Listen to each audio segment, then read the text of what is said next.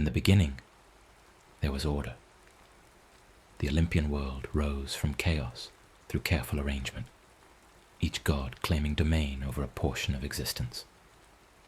Each power balanced against another, in a system that gleamed with marble permanence. Zeus commanded the sky with thunder that enforced his will. Hera presided over marriage and the sanctioned bonds that held families together. Athena emerged fully formed, armored in wisdom and strategy. Apollo brought light that revealed truth and dispelled shadow. The pantheon assembled itself as a hierarchy of clarity, where every force knew its place, and every question had an answer written in the movements of stars, or the patterns of sacrifice, smoke rising from mortal altars below. Yet even in this carefully constructed cosmos, certain things would not fit neatly.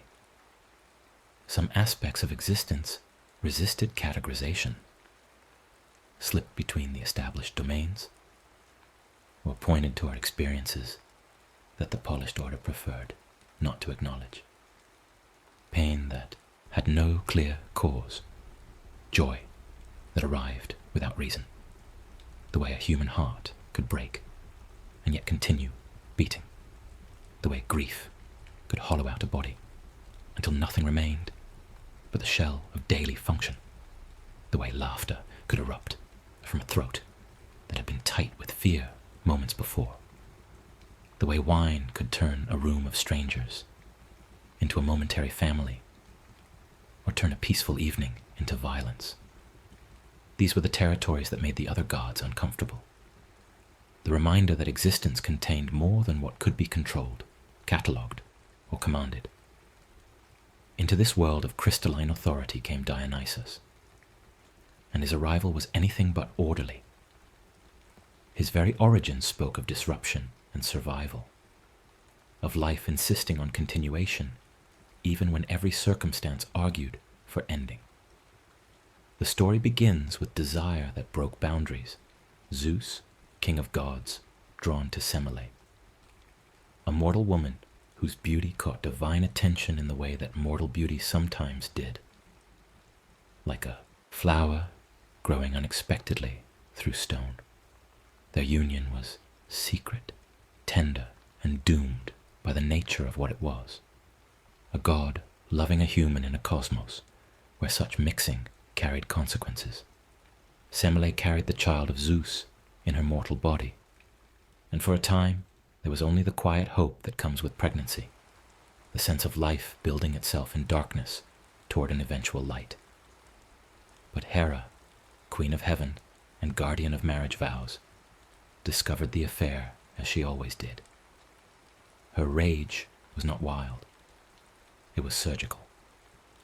She came to Semele disguised as an old woman, a trusted friend, and planted a single poisonous question. How could Semele be certain that her lover was truly Zeus? Any man might claim divinity in the dark. If he truly loved her, surely he would reveal himself in his genuine form, the full glory of what he was, holding nothing back. The seed took root. Semele, young and mortal, and afraid of being deceived, asked Zeus to grant her a single wish and swear upon the river Styx that he would fulfill it.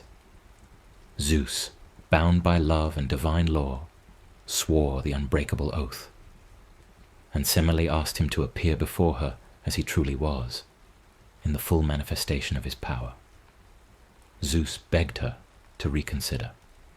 He explained that mortals could not witness divine glory and survive, that the gap between human fragility and godly intensity was not cruelty, but simple fact, like the fact that human eyes cannot look directly at the sun without burning.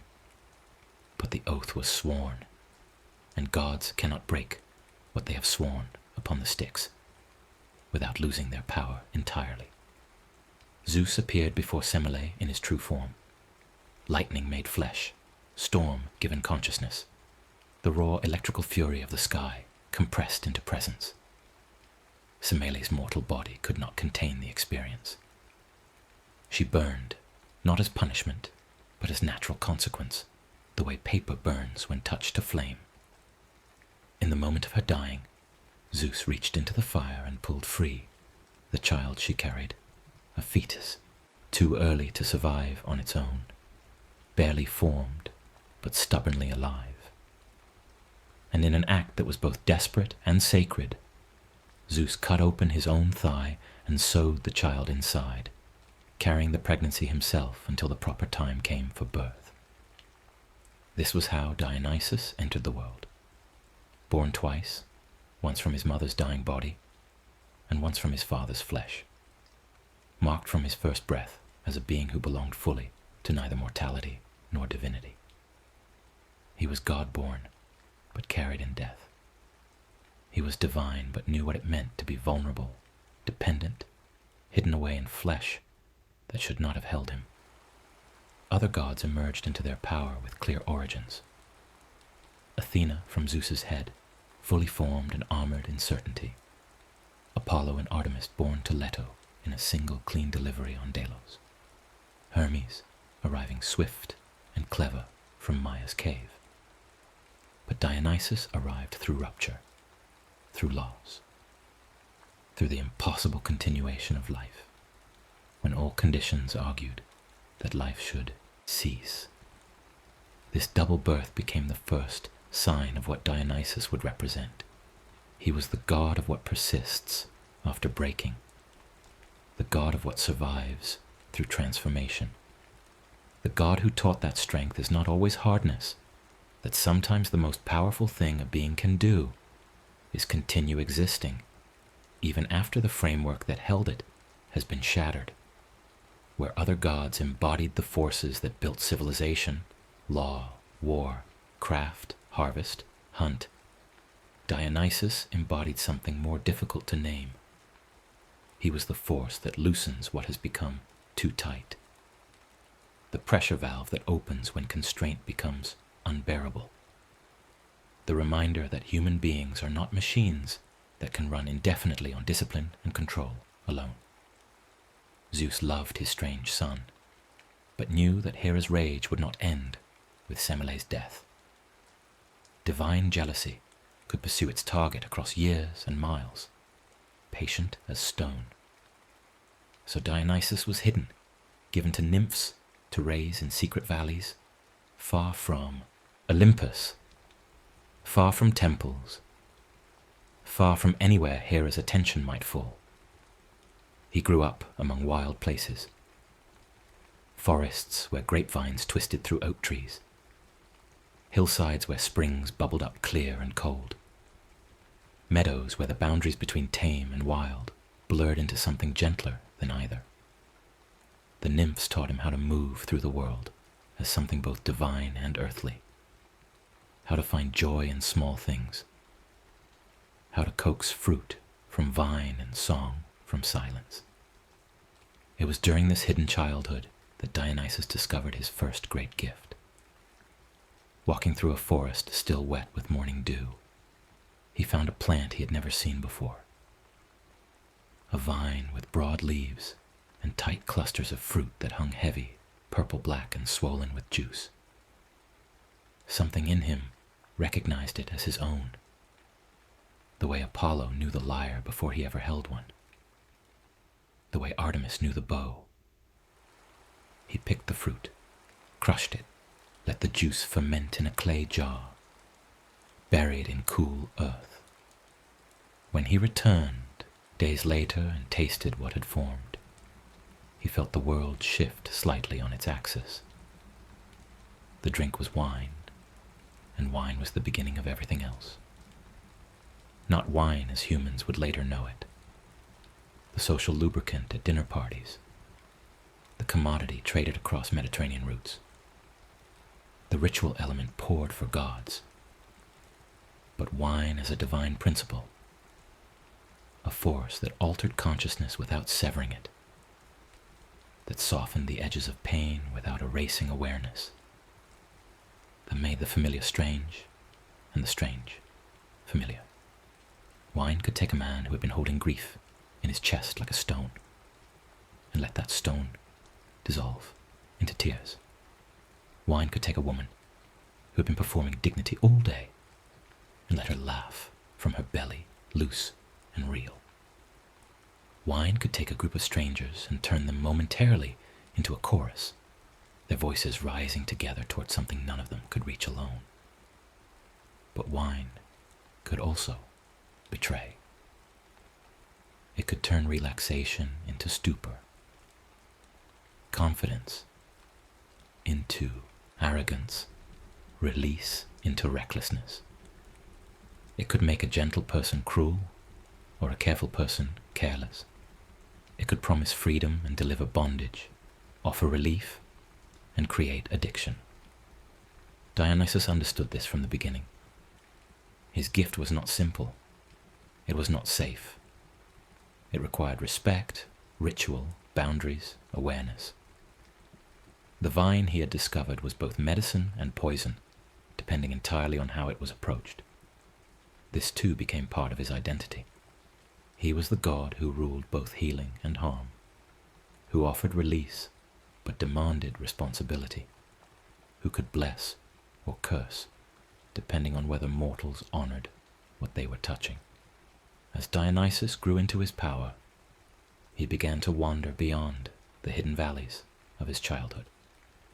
He walked among humans, appearing sometimes as a beautiful youth, sometimes as a mature man crowned with ivy and grapes, sometimes as something harder to define, a presence more than a body, a feeling more than a form. Everywhere he traveled, he brought his gifts. He taught humans how to cultivate the grapevine, how to harvest and ferment, how to drink in ways that brought communities together rather than tearing them apart. He showed them that wine should be mixed with water, that it should be consumed in company rather than alone, that it should be paired with food and conversation and song rather than taken as an end in itself. But more than the physical practice of winemaking, Dionysus brought something subtler and more necessary: permission. Permission to feel what had been pressed down. Permission to rest when rest had been labeled weakness. Permission to express joy in a world that often treated joy as frivolous or dangerous. The societies he walked through were, like the Olympian order he came from, built on structure and control. Humans needed laws to govern themselves, hierarchies to organize their labor, roles to define their relationships. Children learned early to suppress certain impulses, to perform certain behaviors, to fit themselves into the shapes their culture required.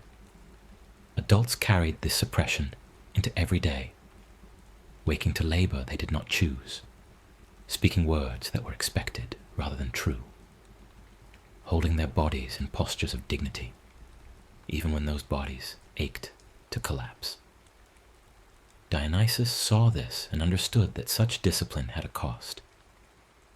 Human beings could not live entirely in restraint any more than they could live entirely in chaos. The mind that never rested became brittle.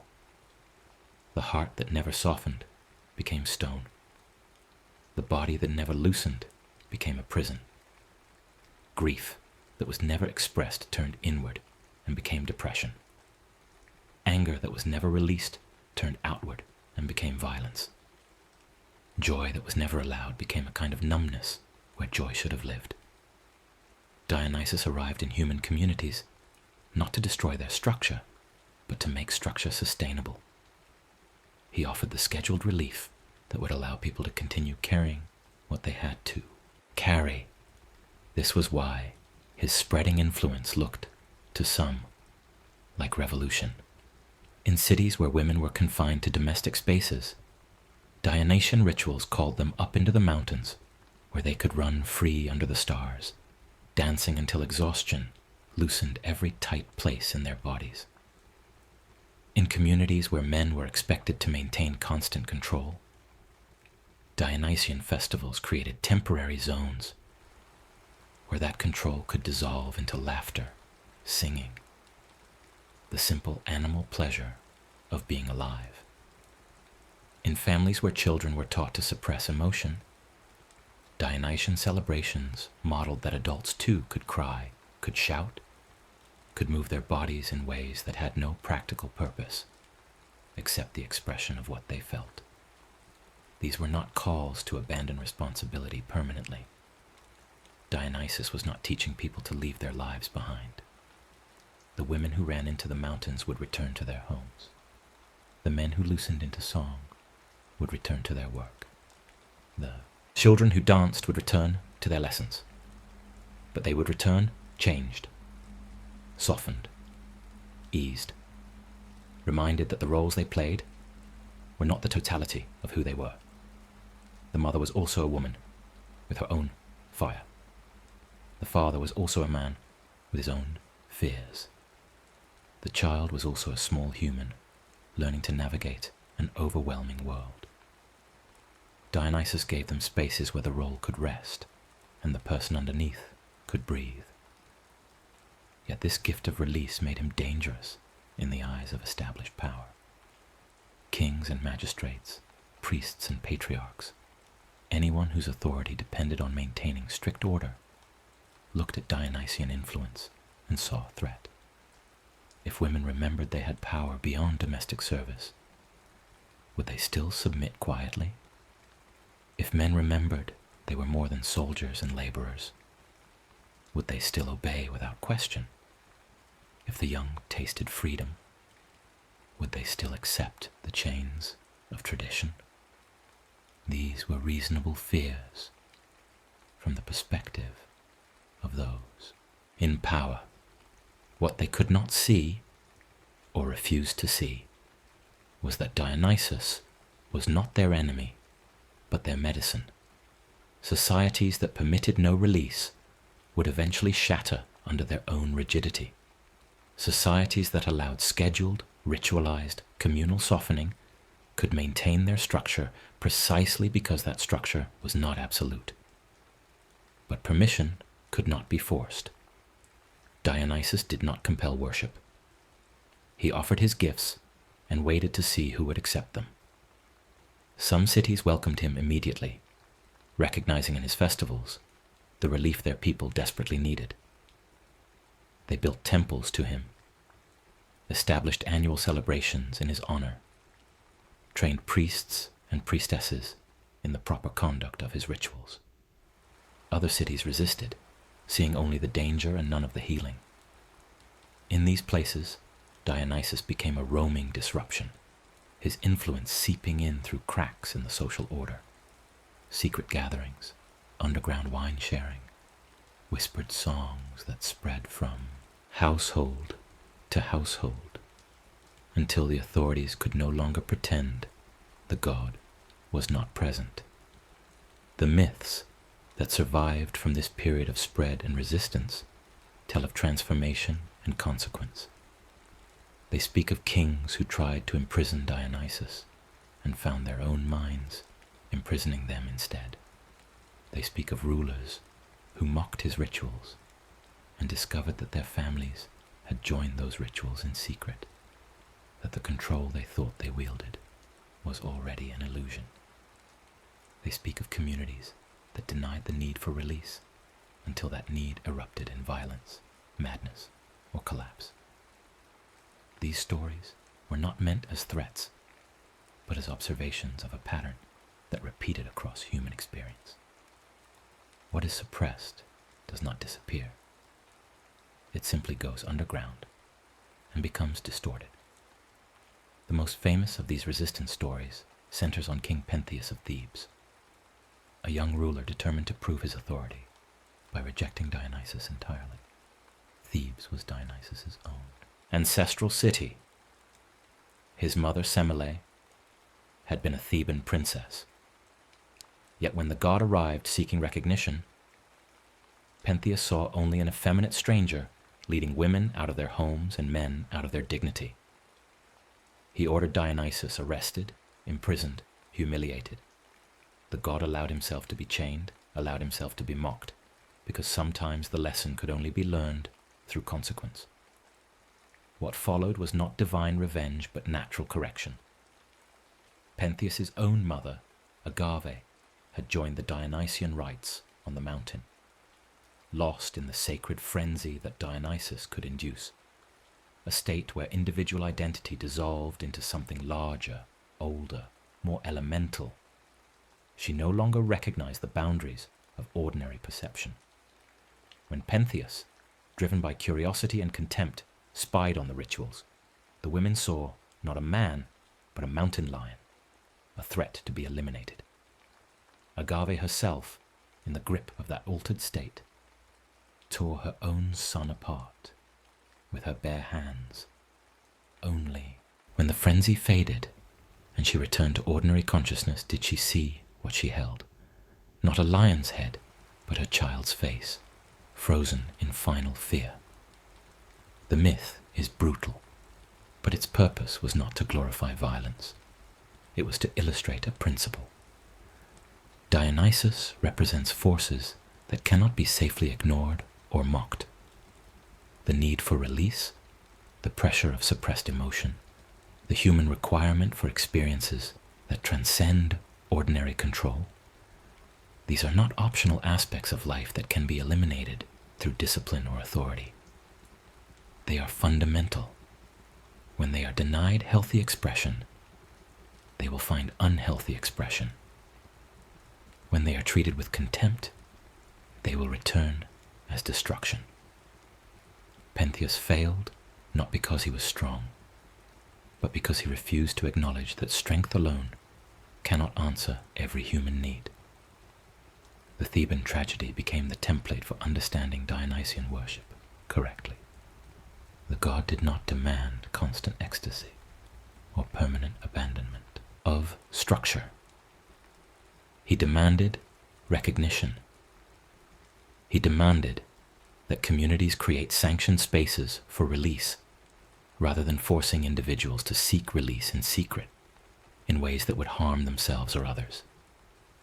He demanded that the calendar include not only work days and obligations, but also festivals, celebrations, moments when the whole community agreed to loosen together. This is how Dionysian festivals became woven into the fabric of Greek life. Cities established annual celebrations, the City Dionysia, the Anthesteria, the Lenaea, where normal rules were temporarily suspended within careful boundaries. During these festivals, social hierarchies could soften. Slaves might speak freely to masters. Women might occupy public spaces, usually reserved for men. The young might mock the old through theatrical performance.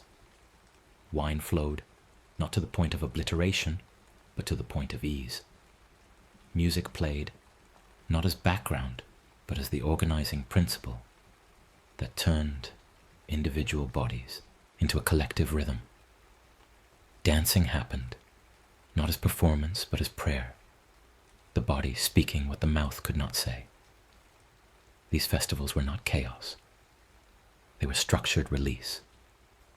They had beginning and ending times.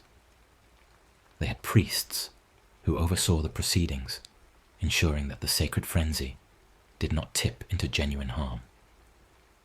They had rituals that guided participants through the experience, processions that built anticipation, sacrifices that marked the transition from ordinary to sacred time, libations that honored the god whose domain was being entered. And they had the return, the moment when the festival ended and daily life resumed, when the roles came back on and the responsibilities returned, but with everyone slightly lighter for having been allowed to set them down briefly. Within this framework of festival, Dionysus gave the Greeks one of his most enduring gifts: theatre. The connection between Dionysus and theatrical performance was not accidental or merely historical. It was essential to his nature.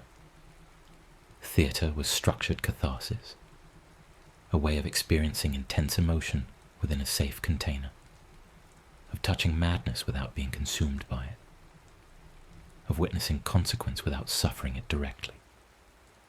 The great tragic plays performed at the city Dionysia in Athens did not exist to entertain in the modern sense.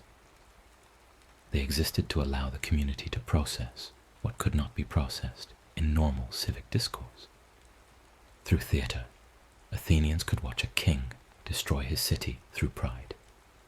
They could witness a mother murder her children in revenge against an unfaithful husband. They could see heroes brought low by fate, lovers separated by divine cruelty, families torn apart by ancient curses. They could feel fear and pity rising in their chests, tears forming in their eyes, their hearts breaking for characters who existed only as actors on a stage. And then the play would end. The masks would come off. The audience would return home, shaken but settled, emptied but somehow fuller, having experienced emotional intensity that ordinary life rarely permitted but desperately needed. Aristotle would later call this catharsis, the purging of emotion through artistic experience. But the Greeks who watched these plays in Dionysus's honor understood it more simply. They were being allowed to feel. In a culture that demanded control, that celebrated reason over passion, that taught citizens to maintain dignity even in the face of personal catastrophe, the theatre was a sanctioned space for surrender. You could sob during the death of Antigone without being seen as weak. You could rage at the injustice suffered by Prometheus without being seen as rebellious. You could tremble at the horror of Oedipus discovering his true identity without being seen as unstable. The theatre said, it is acceptable to feel these things because feeling is part of being human, and humans cannot live only in their heads. Dionysus presided over this theatrical catharsis as naturally as he presided over wine and festival. All of these gifts served the same purpose. They loosened what had become too tight. Wine loosened the body and the social bonds that held people in rigid relation to each other. Festival loosened the calendar, inserting rest into the relentless progression of workdays. Music and dance loosened individual identity, allowing people to feel themselves as part of something larger than their singular concerns. Theatre loosened the heart, allowing emotion to move through rather than accumulating in the chest like stones. But loosening was not the same as dissolving. This distinction was crucial to understanding Dionysus correctly. He was not a god of destruction. He was a god of elasticity. His proper worship taught people to bend without breaking, to soften without losing shape entirely, to release without abandoning responsibility. The healthy mind, in Dionysian terms, was not the mind that maintained constant control, nor was it the mind that surrendered all control.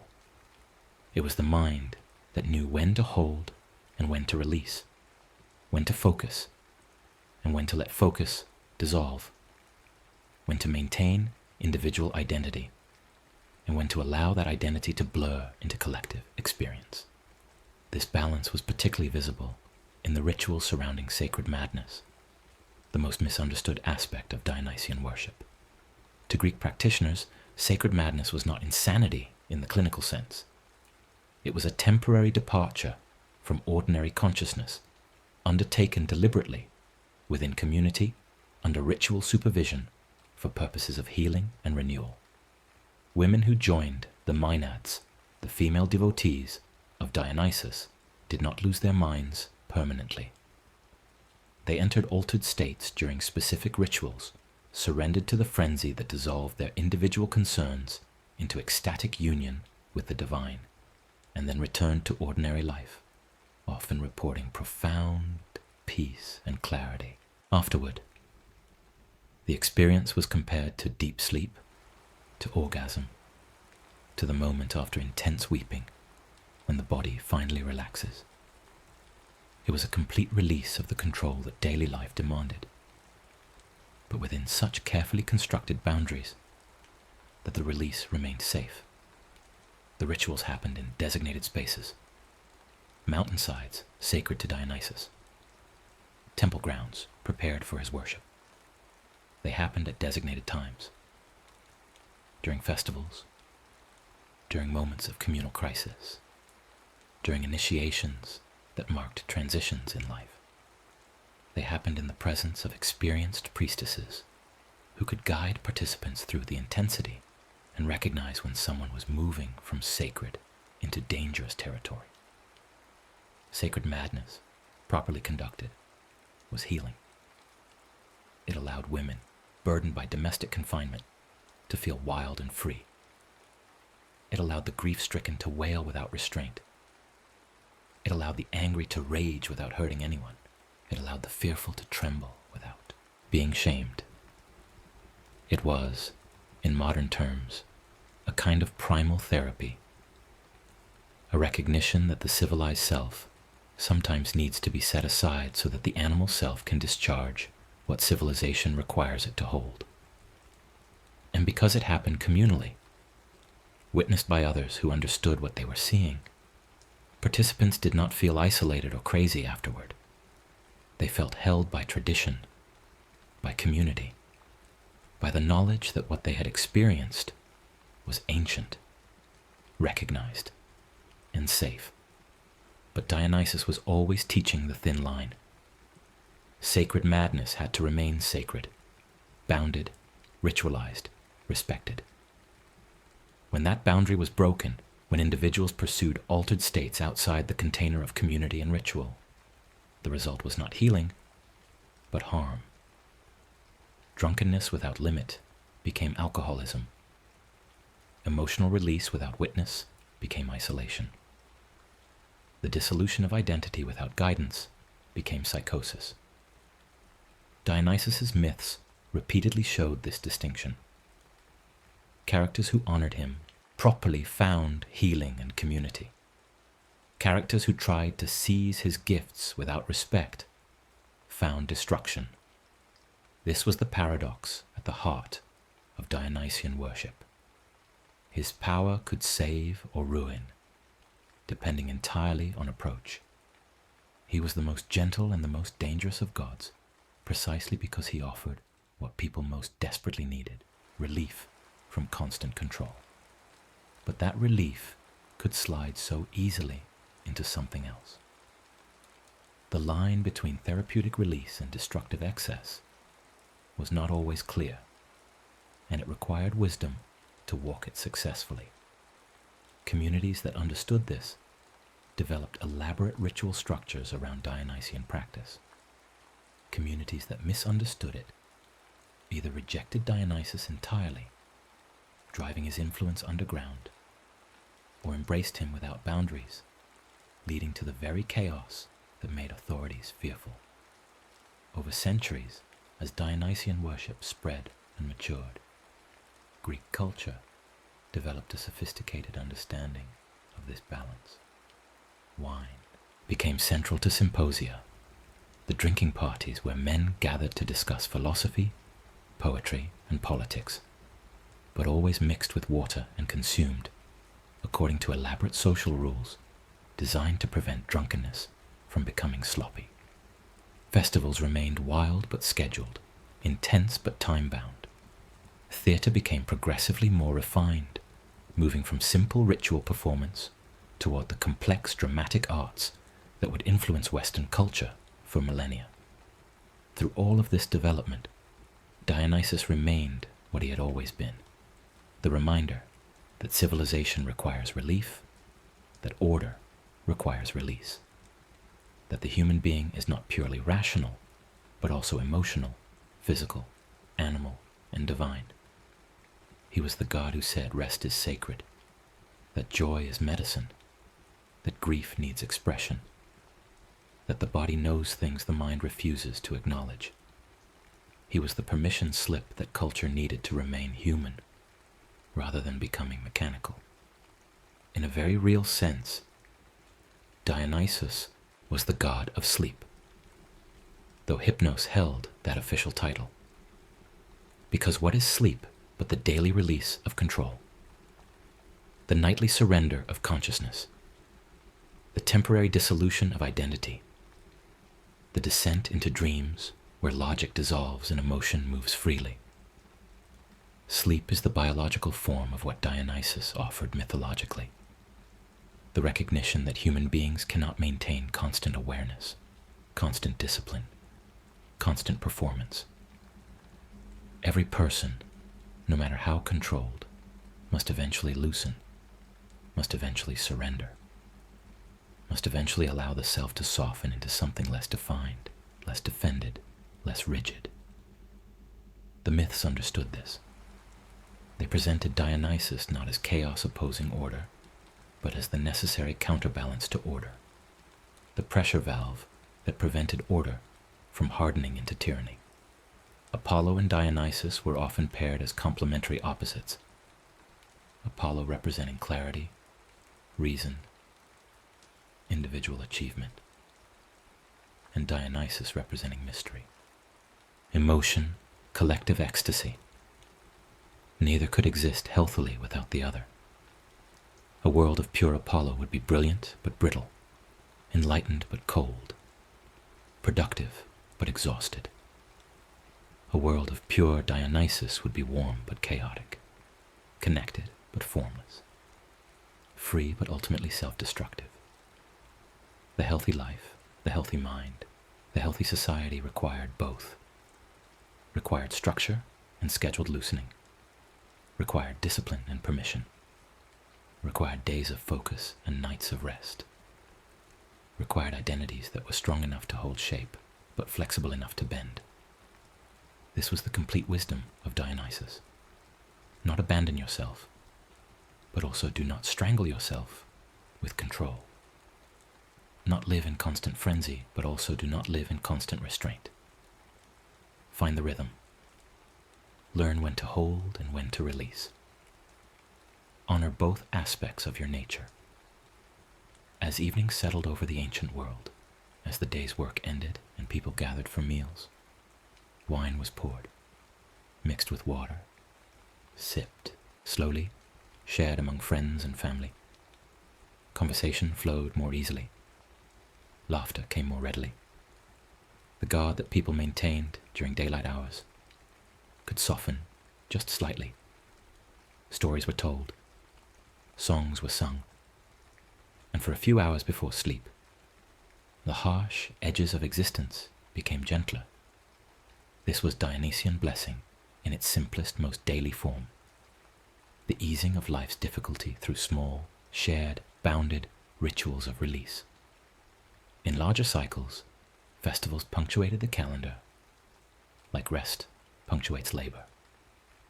Several times a year, communities would set aside days for celebration, for theater, for collective joy or collective mourning. These were not luxuries. They were necessities.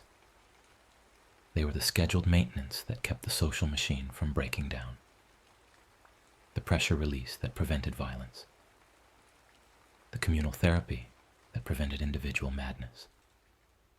Modern scholars looking at ancient Greek festivals sometimes see excess or primitive religion, but the Greeks themselves understood these festivals as practical technology for mental and social health.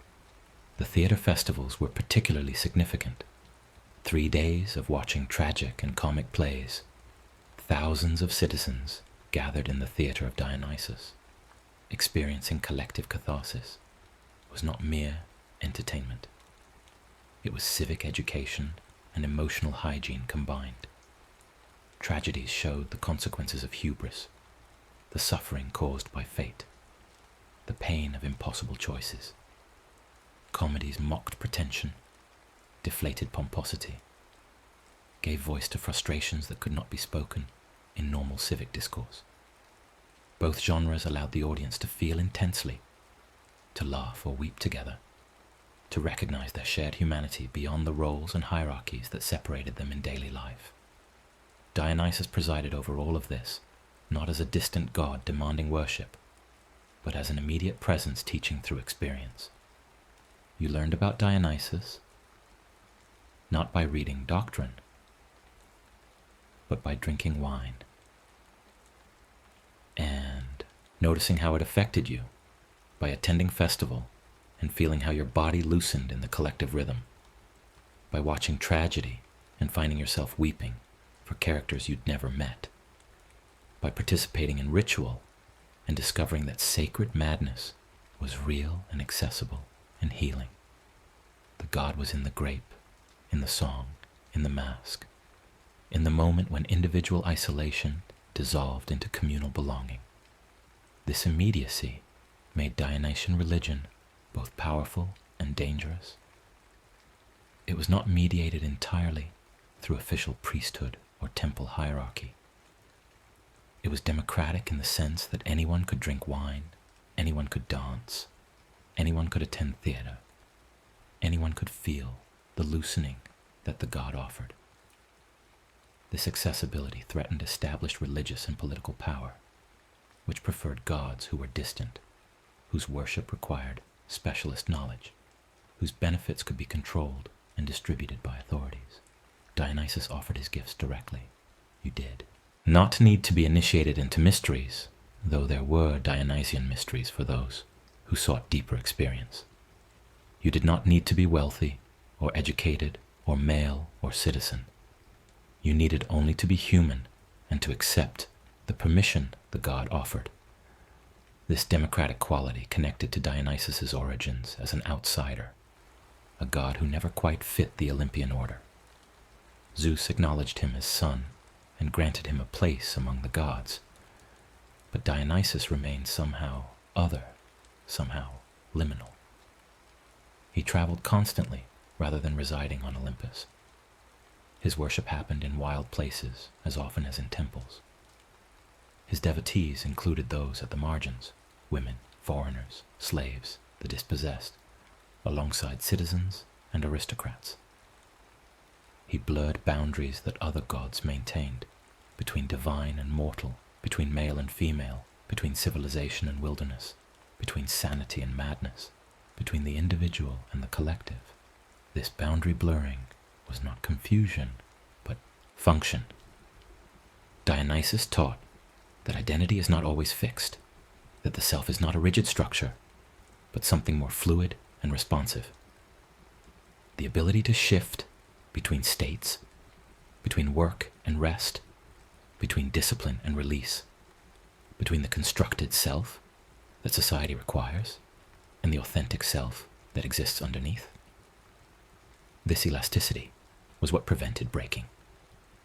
People who could only be one thing, who could only maintain one identity, who could never soften or shift, became brittle. Trauma broke them.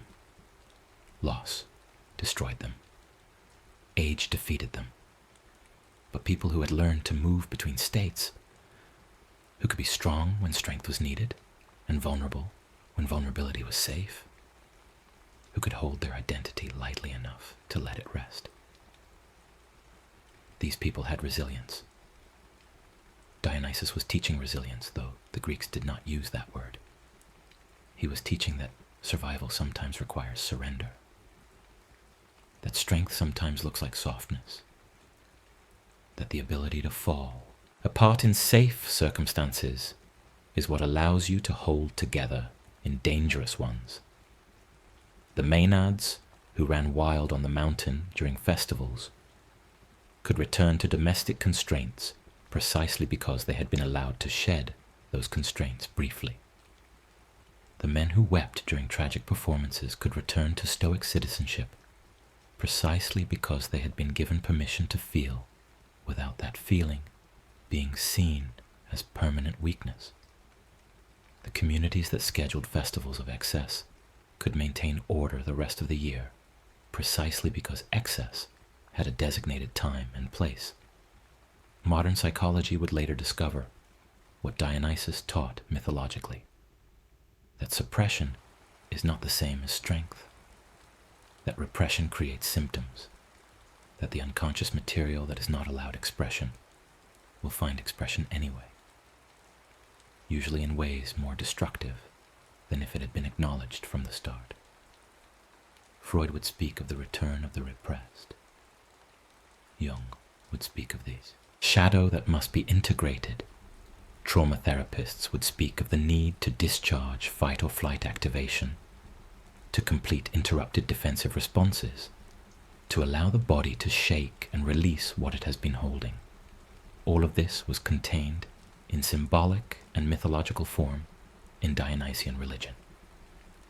The Greeks understood that human beings are not purely rational creatures who can be governed entirely by reason and law. They understood that emotion, instinct, the body's wisdom, the longing for ecstasy, the need for belonging, all of these are real and powerful and will not disappear simply because civilization would prefer to ignore them. Dionysus represented the acknowledgement of these forces and the attempt to give them healthy expression. He was not anti-civilization. He made civilization sustainable by ensuring that civilization did not become a prison. As the worship of Dionysus matured and spread throughout the Greek world, and beyond into Rome and the wider Mediterranean, his influence became so woven into daily life that it was almost invisible. Wine was everywhere, mixing with water in cups at every meal, poured as libation to gods and ancestors, central to every social gathering. Festivals filled the calendar, giving shape to the year, providing anticipation and relief in regular rhythm. Theatre became the dominant form of public art, shaping moral imagination and civic identity for centuries. The assumption that rest is necessary, that joy is acceptable, that grief deserves expression. All of this was Dionysian teaching that had become so normalized it no longer seemed like teaching at all. But underneath the normalization, the core principle remained. Life is not only work. The self is not only responsibility. The body is not only a tool for productivity. The mind is not only a problem-solving machine. Human beings are also creatures who need beauty, who crave connection, who must feel in order to be fully alive. They need to laugh until their stomachs hurt. They need to cry until the grief empties. They need to dance until thought dissolves into movement. They need to sing until the voice carries them somewhere beyond language. They need to rest until restoration happens. All of this is sacred. All of this is necessary. All of this is Dionysian. The contemporary world, so distant from ancient Greece, still operates on these principles, whether it acknowledges them or not. The need for weekend to break the work week. The need for vacation to interrupt labor. The need for music, for sport, for entertainment, for substances that alter consciousness even slightly. For any experience that provides relief from the constant demand to perform, produce, control. These are all expressions of the Dionysian principle that cannot be eliminated from human nature. Societies that try to eliminate them, that demand constant productivity, that treat rest as weakness, that suppress emotion, that forbid pleasure.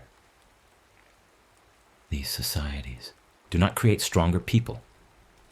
They create people who are one trauma away from collapse. Dionysus teaches the opposite. He teaches that strength includes the ability to rest, that dignity includes the ability to feel, that maturity includes the ability to play, that wisdom includes the recognition of one's own limits. He teaches that the human being is not meant to be a perpetual machine of rational control, but a living creature that moves through cycles, waking and sleeping, working and resting, holding and releasing, being individual and being collective. The health of the person, like the health of the society, depends on honoring both sides of each cycle rather than trying to live permanently in only one mode. This is why the Dionysian mysteries, the secret teachings reserved for initiates, emphasize transformation and rebirth. The initiate underwent symbolic death, descent into darkness, confrontation with terror, dissolution of the familiar self, and emerged, renewed, carrying knowledge that could not be spoken, but only experienced. This was not metaphor. It was experiential wisdom about the structure of human growth. People change not through gradual improvement, but through cycles of breaking and reforming, death and rebirth, surrender and reconstitution. The caterpillar must dissolve entirely in the chrysalis before it can become butterfly. The seed must be buried in dark earth before it can grow. The self must sometimes fall apart before it can come back together in a new form. Dionysus was the god who presided over these dissolutions and reformations. He taught that falling apart is sometimes the beginning of healing, not the end of everything. That confusion is sometimes necessary before clarity can emerge. That chaos is sometimes the space where new order becomes possible. He was the god of the gap, the transition, the liminal space between what was and what will be. And he taught that this gap, though frightening, is also sacred. The place where transformation happens, where rigid structures can finally release, where the new can emerge from the ruins of the old. For those approaching sleep each night, this teaching holds particular comfort. Sleep itself is a little death, a daily dissolution of the waking self, a surrender of control that terrifies those who cannot trust the process. But sleep is also where healing happens, where memory consolidates, where the psyche processes what the day brought, where the body repairs itself. To sleep well requires the ability to let go, to release the day's identity, the day's concerns, the day's control. It requires trusting that the self will return in the morning, that surrender is temporary, that rest is not abandonment but restoration. Dionysus blesses sleep by blessing the loosening that makes sleep possible. The evening wine that helps the body ease, the music that helps the mind quiet, the company that helps the heart soften, the ritual that marks the transition from day to night, from work to rest, from doing to being. All of these are Dionysian technologies, small practices that facilitate the shift from waking consciousness to the restful dissolution that sleep requires. They acknowledge that human beings cannot simply decide to sleep. They must be helped into sleep, guided into the loosening, given permission to release control. And in the morning, they return. The self reforms. Consciousness reassembles. The day's identity comes back on. But ideally, something has shifted. The sleep has provided what Dionysian ritual always provides: a break in continuity that allows continuation, a pause that makes resumption possible, a dissolution that enables reconstitution. The person who wakes is the same person who slept, but also slightly different. Rested, restored, capable of carrying forward what yesterday made too heavy. This rhythm, day and night, work and rest, holding and releasing, is the fundamental Dionysian teaching. Not that control is bad, but that control alone is insufficient. Not that discipline should be abandoned, but that discipline without relief becomes rigidity. Not that structure should be destroyed, but that structure without softness becomes prison. The healthy life dances between opposites, honoring both, trapped by neither. The myths preserve this teaching in narrative form. They show what happens when people resist Dionysus, when they try to live entirely in control, when they reject the need for release, when they treat rest as weakness, or joy as frivolity. These people do not become stronger through their resistance. They become more brittle, more rigid, more vulnerable to the breaking that eventually comes. And when they break, the break is catastrophic, precisely because they never learned to bend.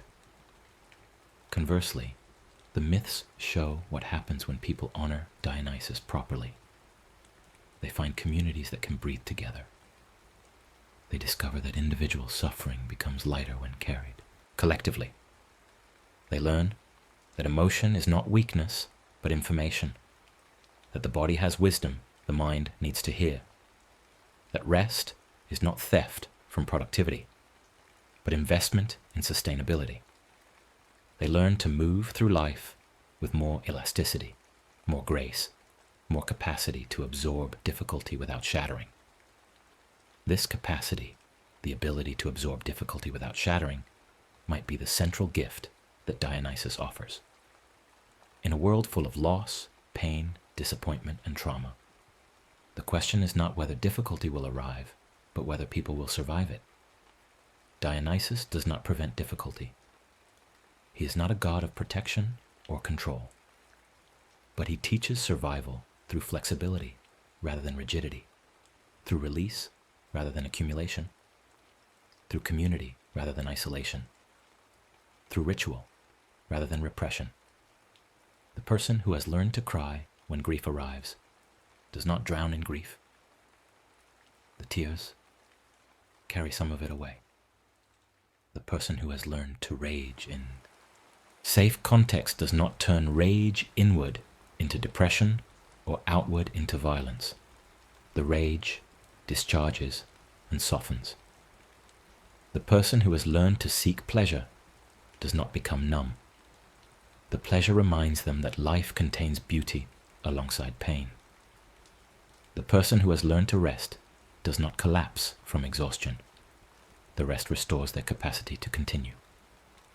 All of this is Dionysian wisdom, available not only to ancient Greeks, but to anyone willing to accept what the god offers. The contemporary person who pours a glass of wine at evening and feels their shoulders drop slightly, who attends a concert and feels themselves dissolve into the music, who watches a film and finds themselves weeping for strangers, who gathers with friends and laughs until everything hurts. All of these people are participating in Dionysian ritual, whether they know the god's name or not. They are practicing the necessary release that makes human life sustainable. And each night, as sleep approaches, the teaching continues. The mind that has been working all day is invited to stop working. The body that has been performing is invited to collapse. The self that has been maintaining its shape is invited to dissolve into the formlessness of dreams. This invitation is Dionysian at its core. The permission to stop holding, to stop controlling, to stop being anything in particular, and simply be. Sleep says you do not have to be productive right now. You do not have to be responsible right now. You do not have to be you right now. You can let it all go for a while. This letting go terrifies those who have never learned to trust it. They lie in bed, mind racing, body tense, trying to force sleep through the same control they applied to the day. But control cannot create sleep. Only release can create sleep. Only the willingness to surrender, to fall, to dissolve, can open the door to rest. Dionysus stands at that door, god of all thresholds between control and surrender, and whispers, "See, ancient permission, it is safe to loosen. The dissolution is temporary. You will return. But first, you must let go. For those who can hear this teaching, sleep becomes easier. Not because anything external has changed, but because the internal relationship to rest has shifted. Sleep is no longer fought against, but welcomed. The dissolution is no longer feared, but recognized as necessary. The nightly death becomes nightly renewal.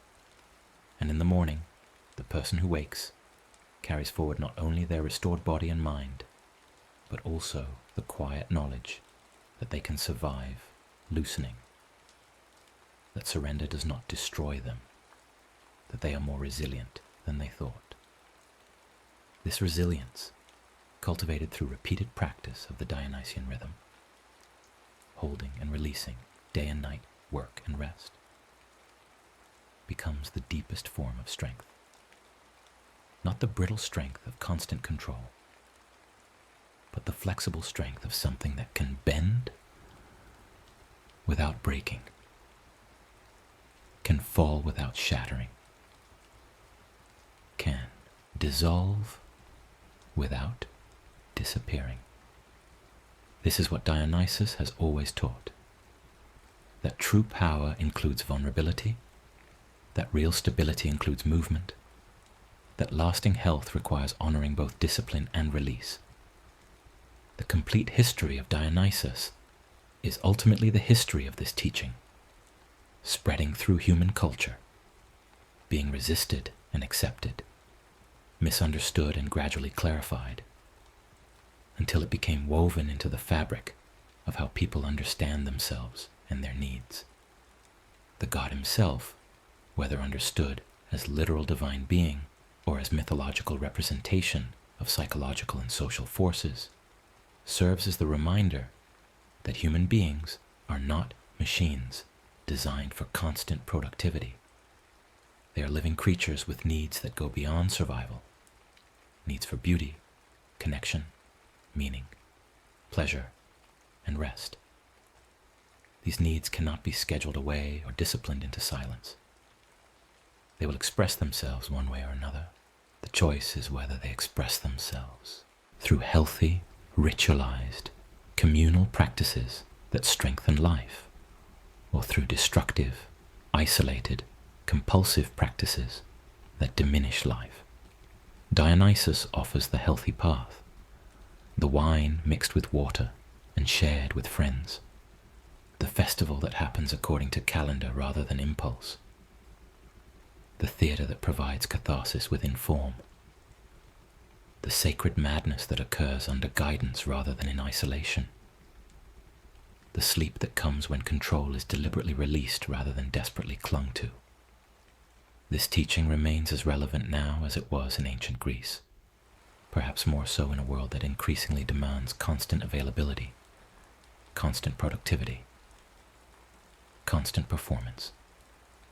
The contemporary person scrolling through their phone at midnight, mind racing with tomorrow's tasks, body exhausted but unable to rest, is suffering from the same rigidity that Dionysian religion addressed, the inability to stop, to loosen, to trust that release is safe.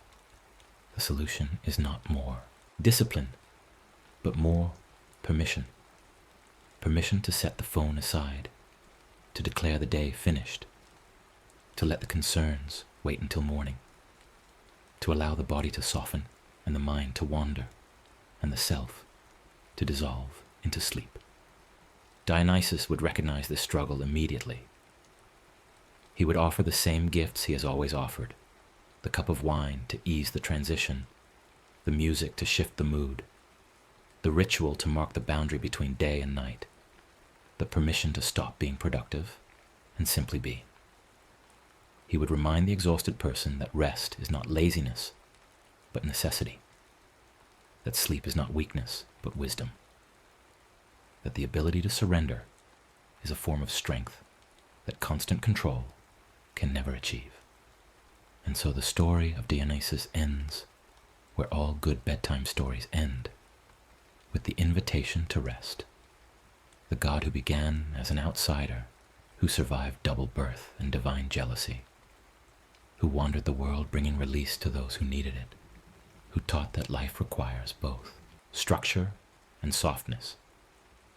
This god ultimately teaches that peace comes not from perfection, but from balance, not from eliminating difficulty, but from learning to move through difficulty with grace, not from constant control, but from knowing when to hold and when to release.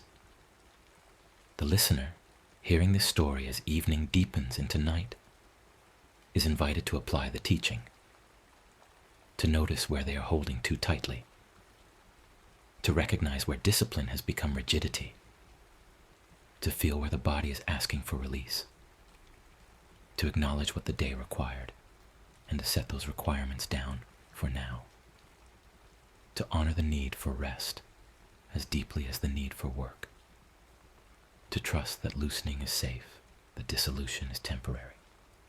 That morning will come and the self will return. But first, there must be this nightly surrender. This surrender is Dionysian wisdom in its purest form.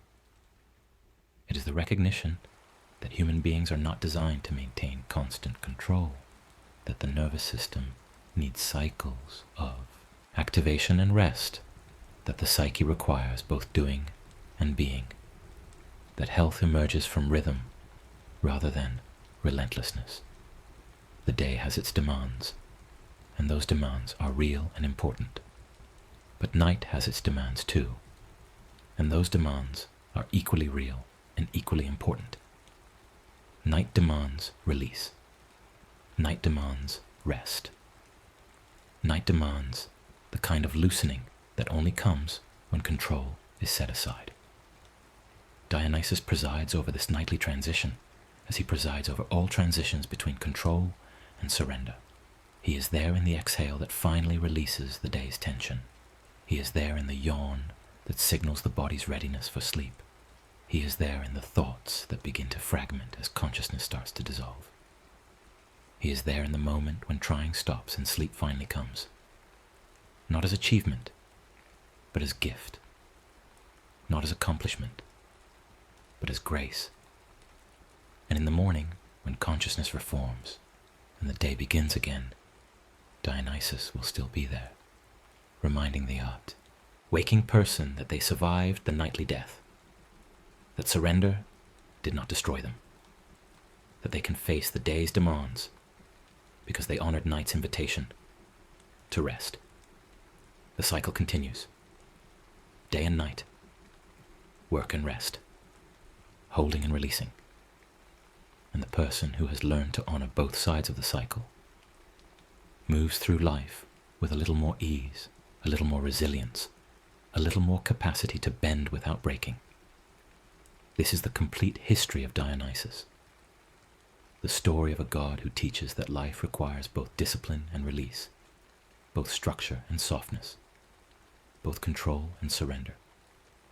He teaches that rest is sacred, that joy is medicine, that grief needs expression, that the body's wisdom deserves respect, that communities heal better than individuals, that ritual provides the container that makes intensity safe, that theater offers catharsis, that wine can ease if used with respect, that madness can be sacred if bounded by care, that sleep comes more easily when approached with trust rather than force. All of this wisdom flows from a single source, the recognition that human beings are not meant to live in constant control. They are meant to move through cycles, to dance between opposites, to honor both their need for structure and their need for release. Dionysus is the god of that dance, the teacher of that rhythm, the permission that makes the rhythm possible. And every night, as sleep approaches, his teaching becomes immediately relevant. Loosen what you have been holding. Release what you have been carrying. Trust that surrender is safe. Allow the dissolution that sleep requires. The story ends in rest. The god of all loosening offers his final gift, the permission to stop, to soften, to sleep. The mind that has been racing can slow. The body that has been tense can ease. The self that has been performing can dissolve. And in that dissolution, in that sweet surrender to sleep, the ancient teaching is experienced one more time. You can let go, and you will be okay. The night will hold you. The morning will return you. But for now, this moment, you can rest. The next story is about to begin. Please relax and enjoy. In the beginning, when the world was still learning its own shape, the gods arrived not all at once, but in waves, each one bringing with them a principle the universe needed to understand. Some gods came with thunder, some with wine, some with the forge's heat. Artemis came with silence, and in that silence was a lesson the world would spend centuries trying to hear. She was born on an island where palm trees bent low over still water, where her mother Leto labored alone because the earth itself had been forbidden to offer her sanctuary. Artemis arrived first, and immediately turned to help deliver her twin brother Apollo, and in that first act was everything she would become: capable, self-sufficient, present for those who needed her, and utterly unconcerned with asking permission to exist. She did not announce herself with fanfare. She simply was, and that was enough. The Olympian world into which Artemis emerged was a place of constant negotiation, where every god carved out their domain through assertion, conflict, or alliance. Zeus ruled from his throne with lightning as his signature. Hera commanded marriage and the bonds that held households together. Athena claimed wisdom and the ordered mind. Poseidon took the seas with their moods and depths. Each god became a force that humans would feel threading through their daily lives, and each carved their territory with clear intention. Artemis looked at this distribution of power and chose something different. She did not want the throne room or the temple crowd. She did not want to be the goddess of anything that required her to be found, summoned, or pleased. She wanted the places where human influence ended, where the air smelled of pine resin and wet earth, where animals moved according to their own rhythms, and the moon rose without needing applause. She claimed the wild, but the wild as the Greeks understood it was not chaos. It was the opposite. It was the world that governed itself, that needed no human hand to justify its existence, that simply lived according to its own laws. Artemis became the god of that principle, the deity who stood for everything that remains outside the reach of ownership. Her first act of divine will was to define herself, and she did so with absolute clarity. Standing before her father Zeus, still young but already certain, Artemis made her requests. She asked for a silver bow, for arrows that would never miss, for a band of nymphs to accompany her in the forests, and for one thing more: eternal maidenhood, permanent autonomy, the right to belong only to herself. Zeus granted it all, and in doing so acknowledged that his daughter had chosen a form of power that required no husband, no heir, no dynasty. She would not be a goddess whose story hinged on who claimed her or who she produced. Her identity would come from what she protected and what she refused. This was a radical stance in a world where women's stories so often centered on their relationships to men, on their desirability, or their fertility. Artemis rejected that framing entirely. She said, in effect, that her body was her own territory, her future was her own map, and her choices would not be negotiated. This was not coldness. This was clarity. And clarity, the Greeks understood, was a form of strength that could not be shaken because it came from within. The wild that Artemis claimed was vast and specific. It included the mountain ranges where snow never fully melted, the dense forests where sunlight arrived in shafts and fragments, the meadows where deer grazed at dawn, the riverbanks where foxes drank under cover of dusk. It included the animals themselves, the fleet-footed, the sharp-eyed, the creatures who lived by instinct and season. It included the moon, which rose in cycles that no human could command, waxing full and then retreating, constant in its change.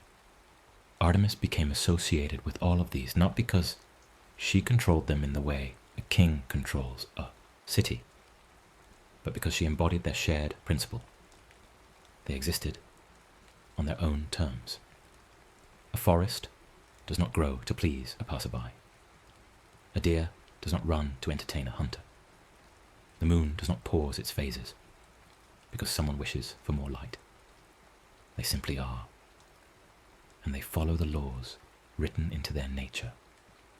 Artemis stood as the divine acknowledgement of that autonomy, and in doing so, she became the goddess who required humans to approach the world with humility. Humility in the context of Artemis was not about self-diminishment. It was about accurate perception. It meant seeing the world as it was rather than as you wished it to be. It meant recognizing that not everything existed for your use, your pleasure, or your convenience. The wild was generous. It offered food, shelter, beauty, and lessons. But it was not servile. It had its own needs, its own balance, its own boundaries. To enter the wild was to enter a relationship that required respect. And respect, in this sense, was an active practice. It meant reading the signs, the shifted stones that indicated a predator's path, the stillness in the air before a storm, the plants that nourished and the plants that poisoned. It meant taking only what was needed and leaving the rest to continue its cycle. It meant understanding that just because you could take something did not mean you should. Artemis embodied this ethic so completely that to dishonor the wild was to dishonor her, and to dishonor her was to invite consequence. The Greeks told stories to make invisible principles visible, and Artemis became central to stories about boundaries. A boundary is an agreement about where one thing ends and another begins. And in a world without clear maps or universal laws, those agreements had to be learned through narrative. Artemis myths taught that certain things were sacred, meaning they were set apart, protected, not available for casual use. A sacred grove was not merely a collection of trees. It was a space dedicated to the divine, and entering it carelessly was not just rude. It was a transgression that disrupted the order of things. A sacred animal was not just rare or beautiful. It was consecrated, and killing it was not simply hunting. It was theft from the gods. Artemis stood as the guardian of these distinctions, and her presence in a story signaled that the listener was about to learn what happens when boundaries are ignored. Many of the myths connected to Artemis follow a pattern. Someone approaches the wild with the wrong attitude, and Artemis responds. The wrong attitude is usually some form of arrogance, the belief that one's desires or goals override the inherent worth of what one encounters. This might look like a hunter who sees a sacred deer and thinks only of the trophy. It might look like a man who sees a goddess bathing and thinks only of his own curiosity or lust. It might look like a king who offends Artemis and then dismisses the offense as trivial. In each case, the person treats the sacred as if it were common, treats autonomy as if it were negotiable, treats the wild as if it existed to serve human ambition. And in each case, Artemis responds not with a lecture, but with consequence. The deer becomes a trap. The voyeur becomes prey. The kingdom suffers. The punishment is often swift and severe. And the Greeks did not frame this as cruelty. They framed it as the natural result of crossing a line that should have been obvious. Artemis was not vindictive. She was the embodiment of the principle that some things must not be violated, and that violating them costs something real. One of the clearest examples of this pattern involves a hunter who glimpsed Artemis while she bathed in a forest spring. The man's name was Actaeon, and he was skilled, confident, and accustomed to success in the wild. But skill does not grant access, and confidence does not erase boundaries. When Actaeon saw the goddess naked and vulnerable in the water, he did not look away. He stood and stared, perhaps frozen, perhaps curious, perhaps simply careless about what his gaze meant in that moment. Artemis saw him seeing her, and she transformed him into a stag. His own hunting dogs, trained to pursue and kill, turned on him and tore him apart.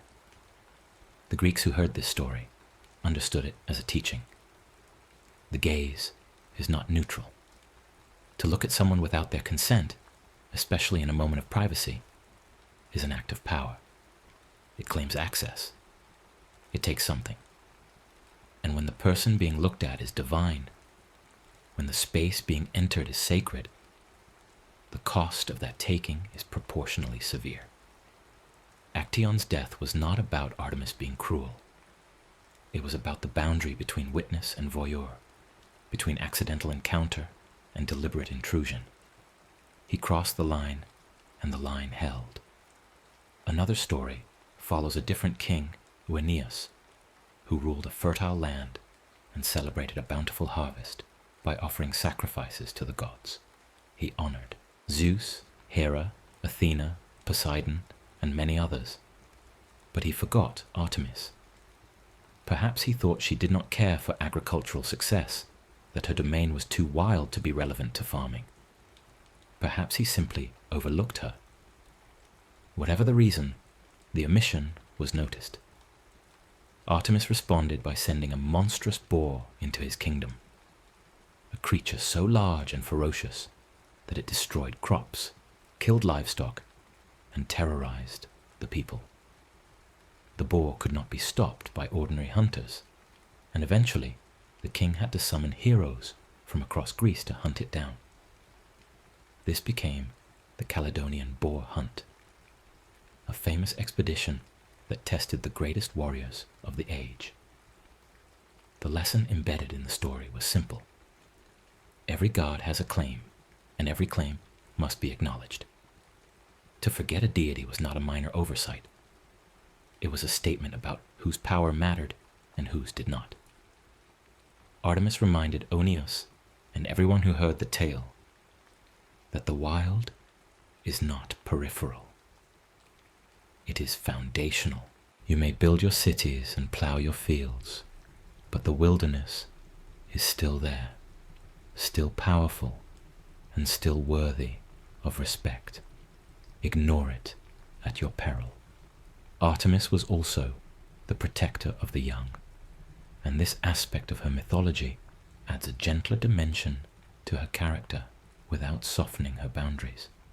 She was called upon in childbirth, invoked by mothers who wanted safe delivery and healthy infants. She watched over children as they grew, particularly girls approaching the threshold of adulthood. In Athens, young girls served Artemis in a ritual capacity before they married, spending time in her sanctuary as little bears, wearing saffron robes and participating in dances and rites that honored the goddess. This service marked a transition.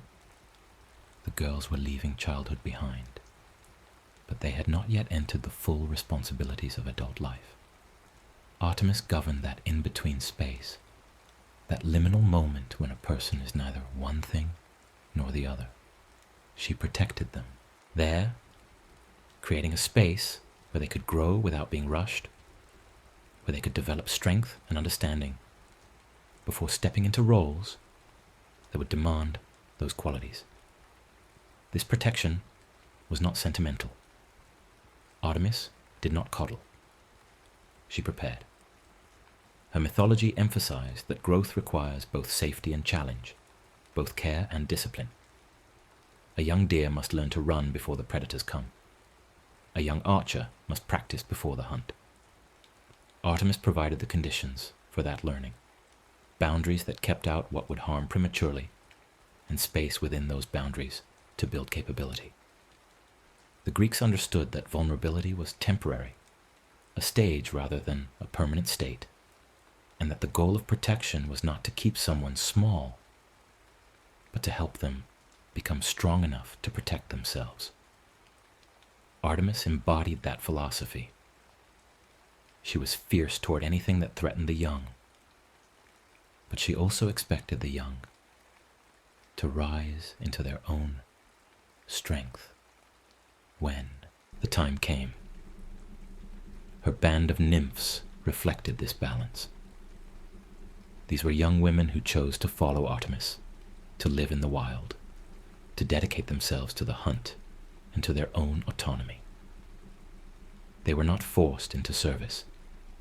They chose it, drawn by the promise of a life that did not revolve around marriage or motherhood, a life that centered on skill, loyalty, and freedom. Artemis did not demand perfection from them, but she did demand commitment. They had to honor the same boundaries she honored. No romantic entanglements, no crossing into the realm of desire that would pull them away from the wild. When one of her nymphs, Callisto, was seduced or assaulted by Zeus and became pregnant, Artemis was confronted with a violation of the community's shared agreement. The myths vary on how Artemis responded. Some say she transformed Callisto into a bear. Others say Hera did. But the underlying message remains. The boundaries of the group were sacred, and breaking them had consequences. This was not about punishing Callisto for being a victim. It was about the rupture in the bond, the breaking of the vow, the disruption of the space Artemis had worked to create. Artemis's relationship with her twin brother Apollo offered another layer to her character. Apollo represented many things: prophecy, music, healing, the sun's clarity and order. He was sociable, involved in human affairs, present in the cities and the temples. Artemis was his opposite and his complement. Where he was solar, she was lunar. Where he engaged, she withdrew. Where he spoke, she acted. But they were bonded deeply and permanently, and their myths often show them working in tandem. When their mother Leto was dishonored, both twins responded with deadly precision. When a challenge arose that required both light and shadow, both visibility and mystery, they appeared together. Their relationship suggested that the world needed both principles, the clear and the hidden, the known and the wild, the god who walks among humans and the god who runs with wolves. Artemis and Apollo represented balance, and their bond indicated that neither principle could thrive in isolation. In the wild, Artemis was the supreme hunter, and her hunting was described not as sport but as ritual. She carried a silver bow and arrows that never missed, and when she hunted, it was with focus, skill, and respect. The Greeks did not see hunting as mere killing. They saw it as participation in the cycle of life and death that governed all existence. Prey animals lived and died so that predators could live, and humans were part of that chain. But participation in the cycle came with responsibilities. A good hunter killed cleanly, wasted nothing, took only what was needed, and honored the animal's sacrifice. A bad hunter killed for pleasure, took more than necessary, or treated the animal's life as trivial. Artemis modeled the right way to hunt, and she punished those who hunted badly. Her myths repeatedly show hunters brought low for arrogance, for cruelty, for treating the wild as their personal playground.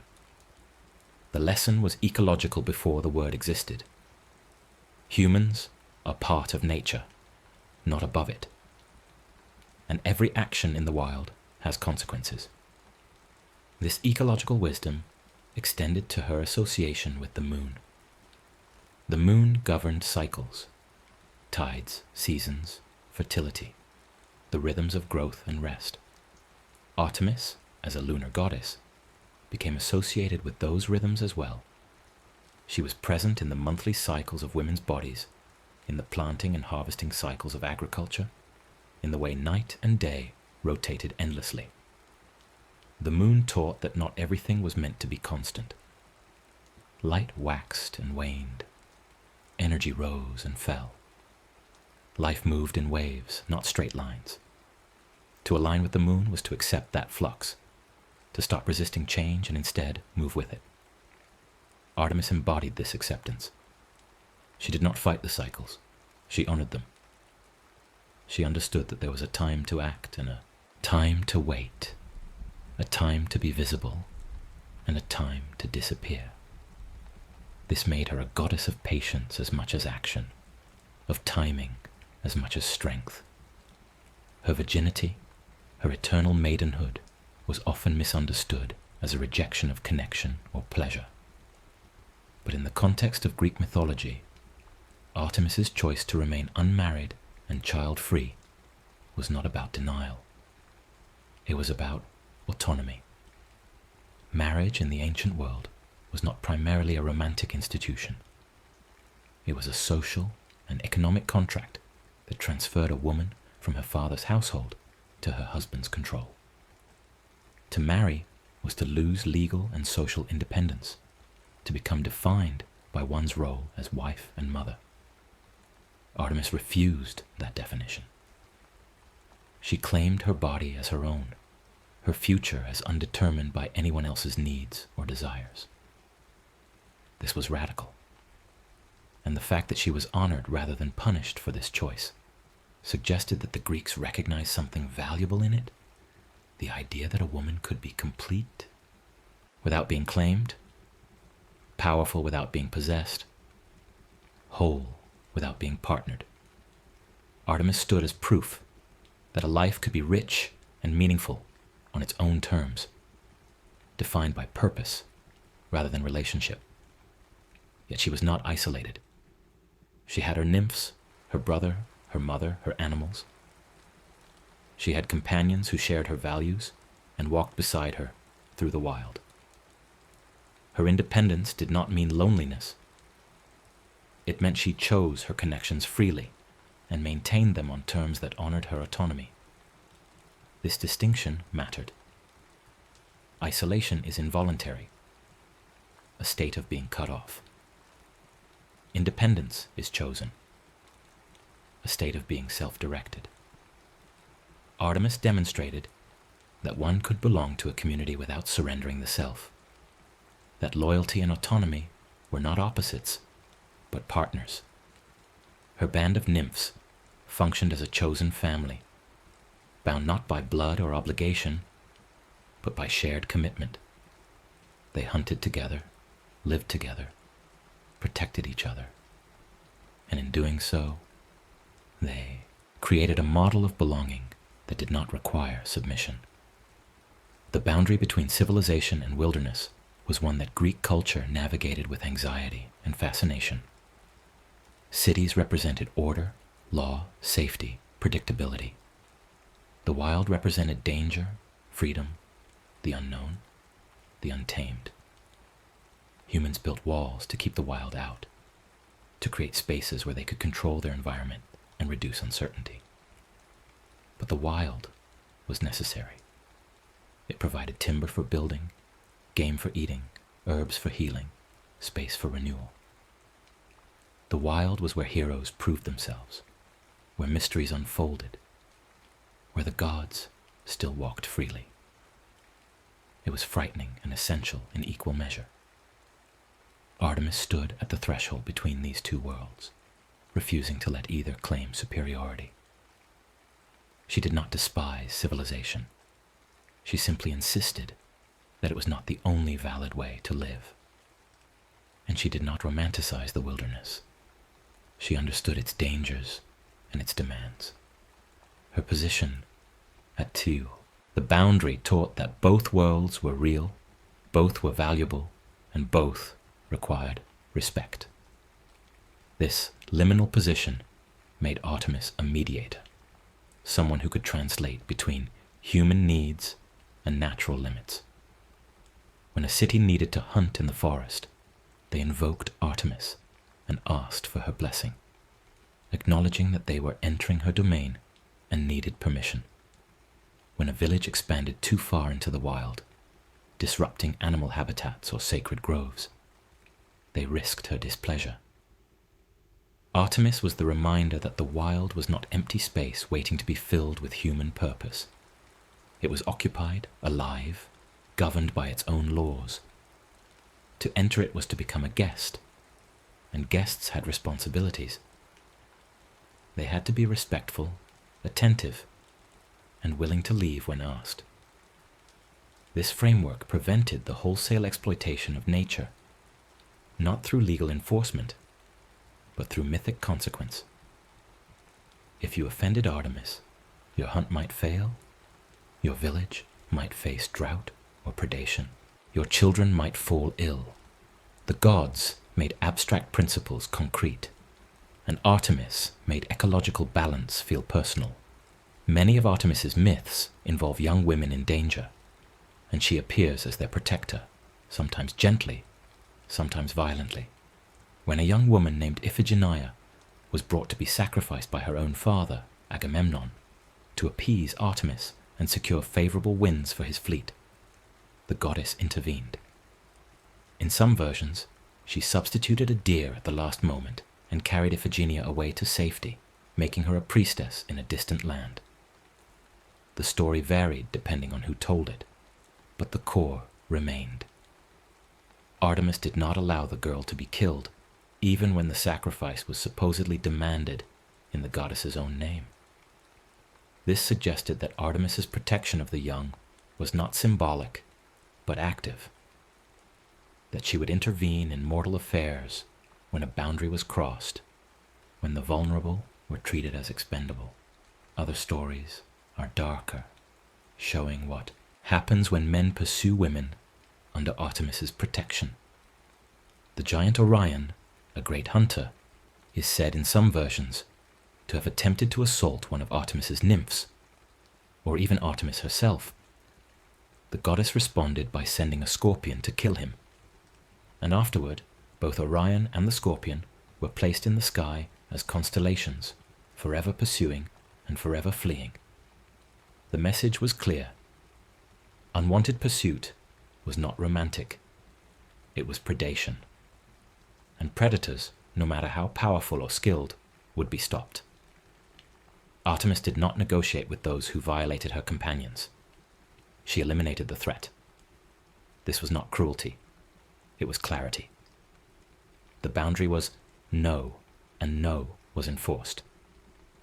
The myths also show Artemis enforcing respect for the sacred in broader terms. When King Agamemnon boasted that his hunting skills surpassed even Artemis, the goddess responded by becalming the winds, stranding his entire fleet and preventing him from sailing to Troy. The king's arrogance had consequences not just for him, but for everyone who depended on him. His inability to recognize the limits of his own skill, his refusal to honor the goddess whose domain he had entered, cost his army time, resources, and morale. Eventually, he was told he could only regain the winds by sacrificing his daughter, Iphigenia, a demand so extreme that it forced him to confront the cost of his hubris.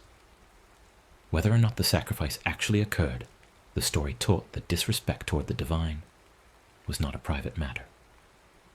It rippled outward, affecting entire communities. And the way to restore balance was not through further arrogance, but through genuine acknowledgement of one's error. Artemis's strength was often described as quiet, and this quietness was itself a form of power. She did not need to announce her presence or demand attention. She did not compete for glory or seek approval.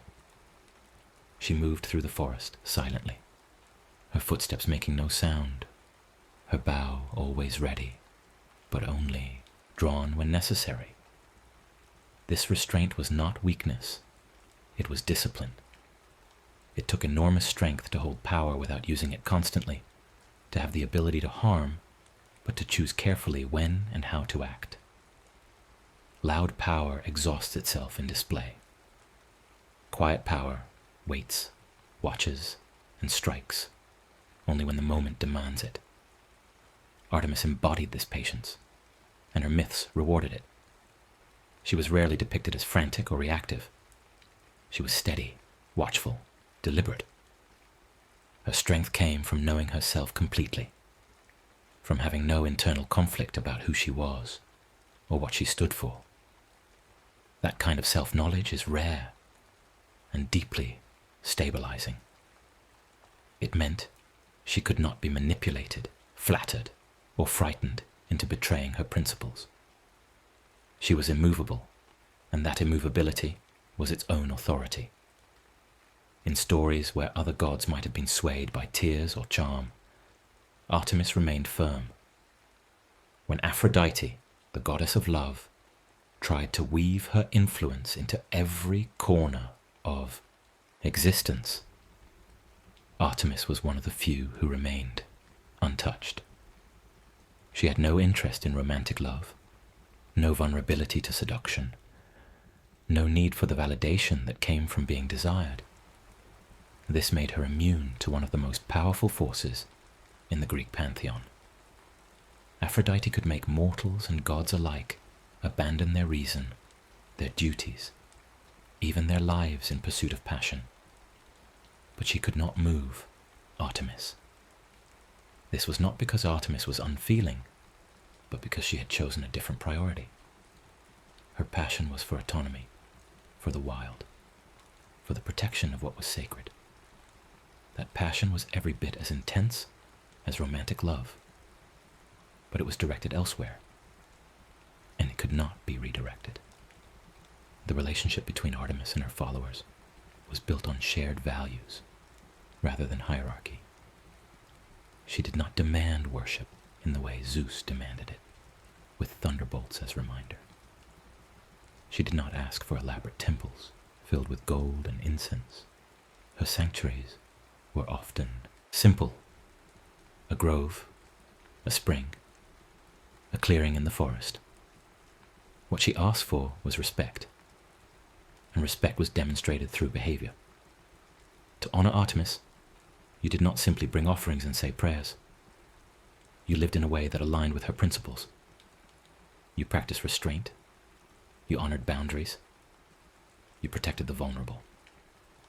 You approached the wild with humility. You controlled your appetites rather than letting them control you. In this way, Artemis became a goddess, not just of external nature, but of internal discipline. To follow her was to commit to a life of self-governance. And self-governance was the foundation of both freedom and peace. The Greeks understood that true freedom was not the absence of limits, but the presence of self-determined limits. A person who could not control themselves was a slave to their impulses, blown about by every desire and fear. A person who had mastered themselves could move through the world with intention, making choices that aligned with their values rather than reacting to every stimulus. Artemis represented this kind of freedom. She was not wild in the sense of being chaotic or out of control. She was wild in the sense of being ungoverned by external forces, self-directed, following the laws written into her own nature. And because she followed those laws consistently, she was predictable in the best sense. You knew what she stood for. You knew what she would protect, and you knew what she would not tolerate. This clarity made her trustworthy, and trust is what allows communities to function. Her role in the transitions of life extended beyond childhood into other thresholds. She was present when women gave birth, helping them cross from pregnancy into motherhood, She was present when hunters entered the forest, helping them cross from the human world into the wild. She was present when the seasons changed, helping the world cross from one phase into another. These transitions were vulnerable moments, times when the old had ended but the new had not yet solidified, and Artemis guarded those moments. She ensured that the crossing happened safely, that the threshold was respected, that the person or season did not get lost in the in-between. This made her a goddess of beginnings as much as boundaries, someone who understood that every new phase required leaving something behind, and that leaving required both courage and protection. The moon, Artemis's constant companion, reinforced this theme of cycles and transitions. Every month, the moon disappeared completely during the new moon, invisible in the sky. Then it began to return, a thin crescent growing night by night until it reached fullness, bright enough to cast shadows. Then it waned again, shrinking back toward darkness. This cycle was eternal and reliable, a promise that even when something disappeared, it would return. Artemis, as the goddess of the moon, carried that promise. She taught that loss was not final, that darkness was not permanent, that rest was necessary for renewal. The moon did not apologize for waning. It did not struggle against its own rhythm. It simply moved through its phases, trusting the pattern. Artemis invited humans to do the same, to accept their own cycles of energy and rest, to stop demanding constant productivity or constant visibility, to trust that there was a time for everything, and that honoring those times led to greater harmony than fighting them. Her arrows were described as swift and painless when she chose mercy, slow and agonizing when she chose punishment. This range reflected her role as both protector and enforcer. She could grant a quick death to someone suffering, ending their pain with precision. She could also inflict suffering on those who had caused harm, making them feel the consequences of their actions. The Greeks did not shy away from depicting divine punishment as painful. They believed that some lessons required pain to be learned, but they also believed that the pain was proportional and purposeful, not random or excessive. Artemis did not punish out of anger or spite. She punished to restore balance, to teach, to prevent further harm. Her justice was harsh but not unjust, severe but not arbitrary. It reflected the natural world's own justice. A predator that hunts recklessly starves. A plant that grows in the wrong soil dies. A person who ignores the signs gets lost. Cause and effect, action and consequence played out with clear logic.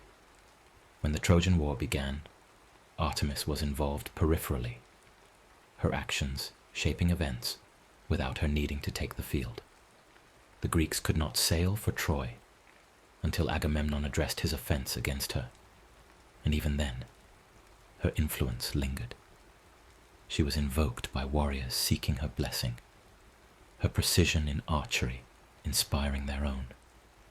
She was called upon by those hoping to survive the journey home, asking her to guide them through the wild spaces between battlefields and hearths. Her presence in the war, narratives was not about glory or conquest. It was about the reminder that even in war, certain principles held. Even in the chaos of battle, boundaries mattered. Sacred spaces could not be violated. The weak could not be slaughtered without consequence. Artemis stood as the ethical line that even war could not erase. The goddess who insisted that some things remained true, no matter how desperate or bloody the circumstances became. After the war, when heroes struggled to return home, they often passed through wild lands where Artemis's influence was strongest. These journeys became tests of character. Could the hero navigate the wilderness with respect? Could they resist the temptation to take what was not offered? Could they control themselves when far from the watchful eyes of their community? The wild, under Artemis's domain, became a mirror. It revealed who a person truly was when the structures of civilization fell away. Some heroes passed through and emerged better for it, humbled and grateful. Others tried to dominate the wild, to impose their will on it, and they paid the cost. The wild did not bend to human arrogance, and Artemis ensured it never would. In peacetime, Artemis's sanctuaries became places of refuge. Women fleeing bad marriages, children fleeing abusive homes. Anyone seeking protection could claim sanctuary in her temples. To violate that sanctuary was to invite her immediate and terrible wrath.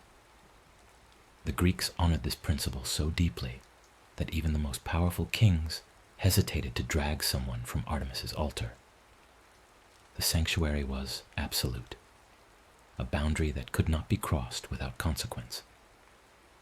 This made Artemis a practical protector as well as a mythic one. Her temples offered real safety in a world where safety was often scarce, especially for women and the vulnerable. To dedicate oneself to Artemis was to step outside the usual structures of power, to claim a space where different rules applied, rules that prioritized autonomy and protection over obedience and utility. The animals sacred to Artemis, deer, bears, wolves, hunting dogs, were all chosen for what they represented. The deer was fleet and graceful, innocent yet capable of survival, beautiful and fragile in balance. The bear was fierce and protective, especially of its young, willing to fight to the death to defend what mattered. The wolf was loyal to its pack, a skilled hunter, a creature that thrived in wildness, but also understood community. The hunting dog was disciplined, trained, obedient to the right master, but deadly when released. Each animal embodied an aspect of Artemis's character, and harming them without cause was an offense against her. Hunters who killed a deer sacred to Artemis in one of her groves would find their luck ruined, their skill gone, their next hunt ending in disaster. The sacred animals were markers, signs that said, "This belongs to the goddess, approach with care." And those who ignored the signs learned why. Boundaries existed. Her festivals were not the raucous celebrations of Dionysus or the solemn rites of Demeter. They were focused, purposeful gatherings where young people demonstrated their skills, where hunters offered the first fruits of their success, where communities acknowledged their dependence on the wild. There were races, tests of archery, dances that mimicked the movements of animals. The emphasis was on capability, on showing that one had learned the lessons Artemis taught: discipline, precision, respect, restraint.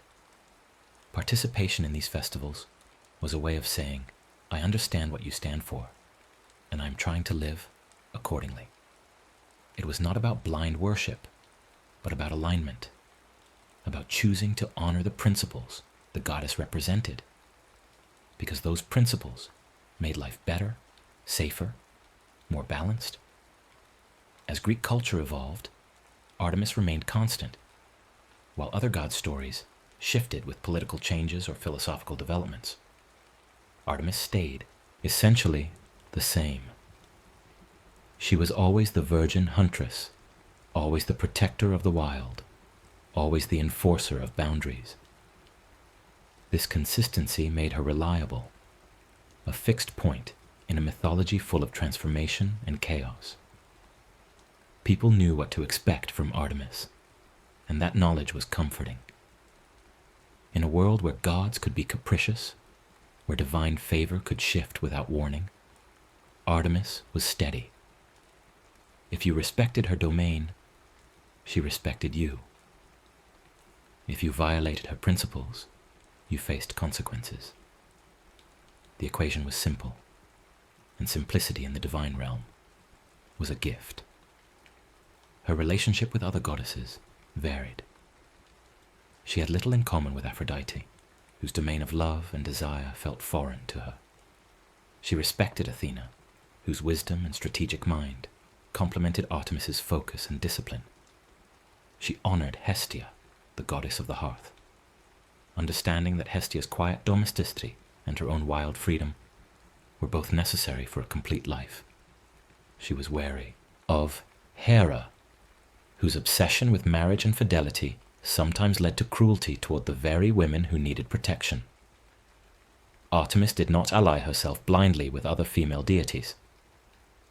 She chose her associations based on shared values, and she was willing to stand apart when those values diverged. This independence extended even to her divine relationships, showing that her commitment to autonomy was absolute. Among mortals, Artemis had favorites, though few in number. She favored those who demonstrated the qualities she valued: hunters who killed cleanly and respectfully, women who chose independence over conventional paths, children who grew strong without losing their innocence, leaders who protected the vulnerable rather than exploiting them. When she found such people, she sometimes intervened on their behalf, granting them success in the hunt, protection from enemies, or clarity in moments of decision. Her favor was not given lightly, and it had to be maintained through continued alignment with her principles. A hunter who became arrogant lost her blessing. A woman who broke her vows lost her protection. Artemis did not offer unconditional support. She offered partnership to those who walked the path she walked, and that partnership lasted as long as the path did. The boundary work Artemis performed was exhausting in its way, though she never showed fatigue. Every day brought new hunters into the forest, new kings making decisions about sacred lands, new men looking at women as if their bodies were public property, new threats to the young and the vulnerable. Every day Artemis had to decide when to let something pass and when to respond, when to warn and when to strike. The constant vigilance required to maintain boundaries is one of the truths her mythology reveals. Boundaries do not maintain themselves. They require attention, enforcement, and the willingness to act when they are tested. Artemis never rested from this work because the work was never finished. As long as there were humans, there would be those who pushed against limits, who tested the sacred, who believed the rules did not apply to them. And as long as those people existed, Artemis would be there, bow in hand, ready to remind them otherwise.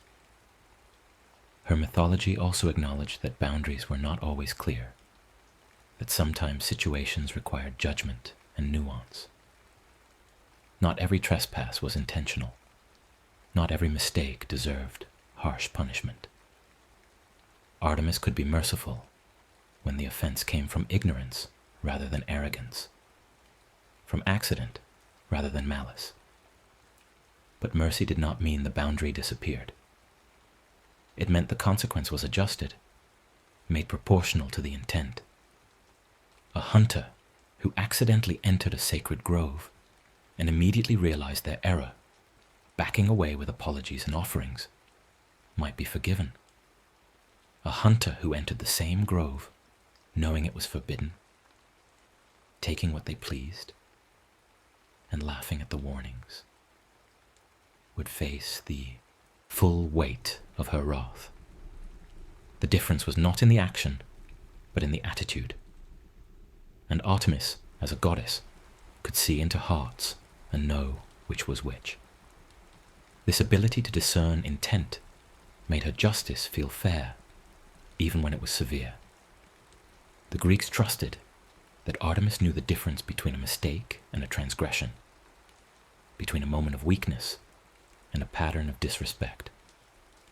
They built stories around this trust, showing that the goddess was not a blind force, but a conscious arbiter, someone who weighed circumstances and responded accordingly.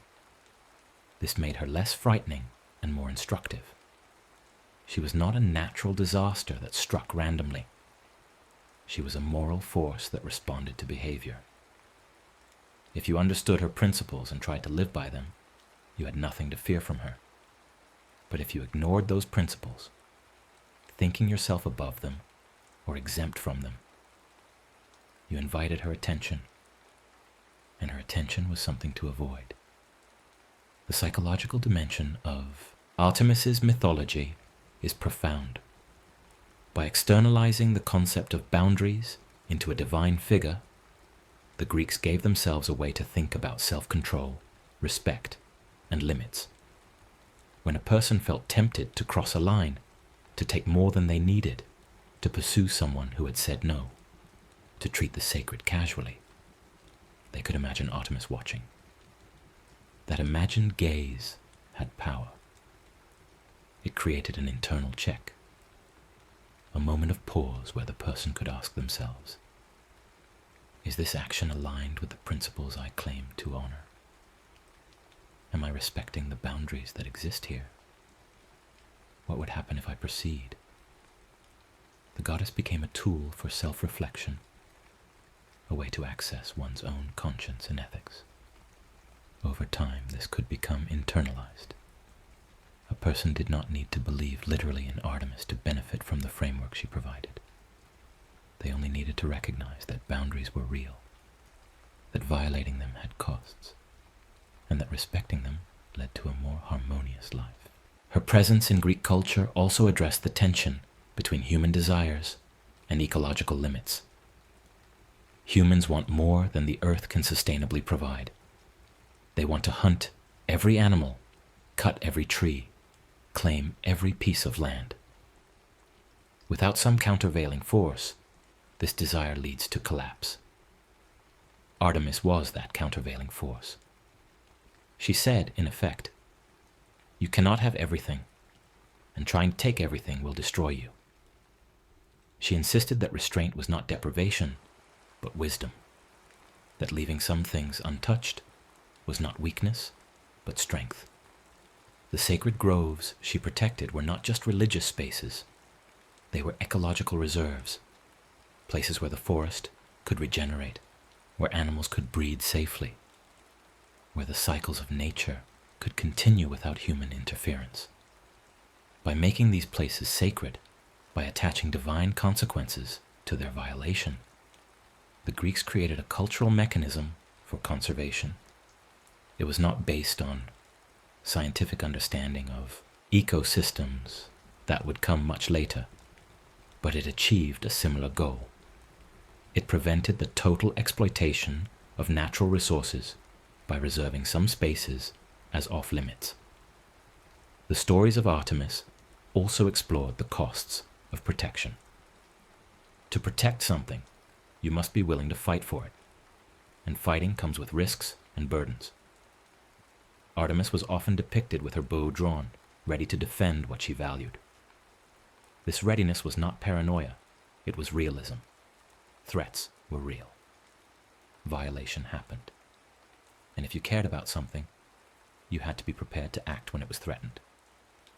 The myths showed that this vigilance had a price. Isolation at times, conflict often. The weight of always being the one who said no when others wanted to say yes. But the myths also showed that the price was worth paying. Because without that vigilance, the things worth protecting would be lost. Artemis bore the weight so that the wild could remain wild, so that the young could grow safely, so that boundaries could be trusted. Her burden was heavy, but she carried it willingly, and in doing so, she made space for a world that was safer and saner than it would have been without her. The Greeks did not expect everyone to be like Artemis. They understood that most people would marry, have children, live in cities, participate in the conventional structures of society. But they also understood that having Artemis as a presence in their mythology, as an ideal and an option, enriched everyone's life. It meant that independence was possible, that autonomy was valid, that a woman did not have to marry to be complete. It meant that the wild was valuable, that not everything had to be tamed or claimed. It meant that boundaries were sacred, that no was a complete sentence, that respect was not optional. These ideas permeated the culture, shaping how people thought, even if they never dedicated themselves to Artemis directly. The goddess was a reminder that there were multiple ways to live a good life, and that the path less traveled was still a legitimate path. In the quieter stories, the ones that did not involve dramatic punishments or divine interventions, Artemis was simply present in the forest, walking with her nymphs, hunting at dawn, bathing in streams, watching the moon rise. These moments of peace were as important as the moments of conflict. They showed that Artemis's life was not defined by her responses to violation, but by her everyday existence in the wild. She was not waiting for someone to offend her. She was living her life, enjoying the beauty and freedom of the natural world, surrounded by companions she trusted. This was the core of her mythology. A life well lived on its own terms, independent and rich and full. The punishments she delivered were necessary to protect that life, but they were not the point of it. The point was the life itself, the joy of running through the forest, the satisfaction of a clean kill, the comfort of sleeping under the stars, the bond with those who shared her values. This was what she defended, and this was what her mythology offered to those who listened. The possibility of a life centered on what mattered most to them, a life they could protect by knowing and enforcing their own boundaries. As centuries passed and Greek religion gave way to other belief systems, Artemis did not disappear. She transformed, blending into other cultures' goddesses of the hunt and the moon. Her principles absorbed into new mythologies and new frameworks. But the core remained. The wild needs a protector. The vulnerable need a guardian. And boundaries need a voice. These needs are timeless. And so the figure who embodies them persists in one form or another. Whether called Artemis or Diana or something else entirely, the goddess of the wild continues to remind humans that not everything is theirs to take, that some things must remain free, and that the line between respect and violation must be held. In the modern sense, world far removed from the forests and temples of ancient Greece, the principles Artemis represented are still relevant. The need for boundaries has not diminished. If anything, it has intensified. In a time when privacy is eroded, when consent is debated, when the natural world is under siege from human expansion, the lessons of Artemis feel urgent. She teaches that autonomy is not negotiable, that no must be respected, that the wild is not a resource to be consumed, but a living system deserving of protection.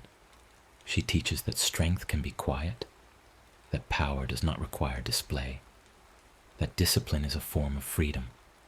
She teaches that growth requires safe spaces, that the vulnerable must be defended, that transition points need guardians. These lessons are not relics of the past.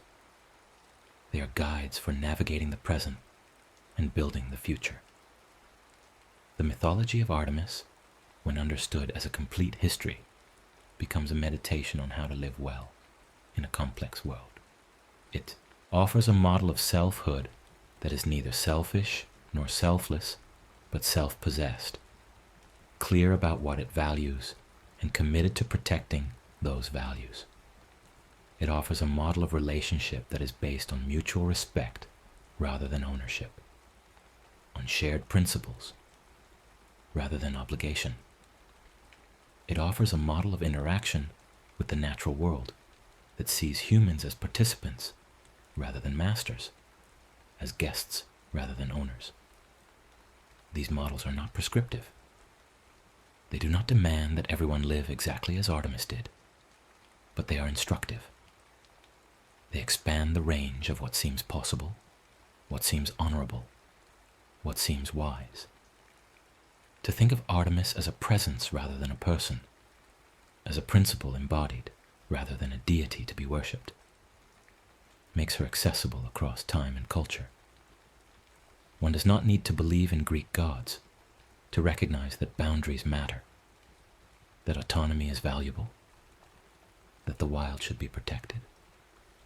One does not need to worship Artemis to practice the qualities she represents: discipline, respect, vigilance, clarity, restraint. These qualities are available to anyone willing to cultivate them, and cultivating them leads to a life that is more peaceful, more integrated, more whole. This is the gift of mythology. It gives us images and stories that help us understand abstract principles. And those images and stories stay with us, shaping our thoughts and choices long after we have finished listening to them. The image of Artemis walking through the forest at dawn, silver bow in hand, surrounded by deer and nymphs and dogs, is an image of freedom. Not the freedom of having no responsibilities, but the freedom of having chosen your responsibilities and committed to them fully. Not the freedom of doing whatever you want, but the freedom of wanting only what aligns with your deepest values. Not the freedom of being left alone, but the freedom of being surrounded by those who respect you and whom you respect in return. This is a mature freedom, a sustainable freedom, a freedom that does not collapse under pressure because it is built on solid ground. The moon rises and sets, waxes and wanes, disappears and returns, and through all these changes, it remains the moon. Artemis, like the moon, is constant in her principles, even as she moves through different phases, different stories, different contexts. She is always herself, the huntress, the virgin, the protector, the boundary keeper. This constancy is soothing in a world of constant change. It suggests that some things can be relied upon, that some truths hold across time, that some values do not need to be renegotiated with every new circumstance. Boundaries are always necessary. Respect is always required. The vulnerable always need protection. The wild always deserves care. These are not trends or opinions. They are foundations. And Artemis is the reminder that foundations must be maintained. In the quiet of the forest, where human voices fade and animal sounds take over, where the air smells of earth and pine and water, where the moonlight filters through leaves and creates patterns on the ground, Artemis is present. Not as a literal being, but as a feeling, a sense that this place is sacred, that entering it requires something of you, that you are a guest here and must behave accordingly. That feeling is the residue of centuries of mythology, of stories told and retold until they seeped into the landscape itself. It is the cultural inheritance of a people who believed that the wild had a guardian, and that the guardian was watching. And even now, when most people no longer believe in gods, that feeling persists. We still sense that some places should not be disturbed, that some boundaries should not be crossed, that some things are sacred. Artemis is the name the Greeks gave to that sense, and by naming it, they gave it power. The stories end, but the principles remain. Artemis, in all her forms and all her stories, was teaching the same lesson over and over: Know your boundaries, honor them, defend them, and respect the boundaries of others. This lesson is simple to state, but difficult to practice because it requires constant attention and occasional conflict. It is easier to let things slide, to avoid confrontation, to pretend that violations do not matter. But they do matter, and letting them pass does not create peace. It creates erosion. Boundaries that are not defended eventually disappear. And when they disappear, the chaos that follows is far worse than the discomfort of enforcement would have been. Artemis knew this, and her mythology insists on it. The short-term discomfort of saying no is vastly preferable to the long-term damage of saying nothing. And so the story of Artemis, the complete history of the goddess of the wild and the guardian of boundaries, comes down to this. She is the part of the world that refuses to be owned, the part of the self that refuses to be claimed, and the part of justice that insists on consequences. She is the moon in its cycles, the forest in its depth, the arrow in its flight, and the line in the sand that says, here and no further. She is the protection offered to those who cannot yet protect themselves, and the respect demanded from those who have power.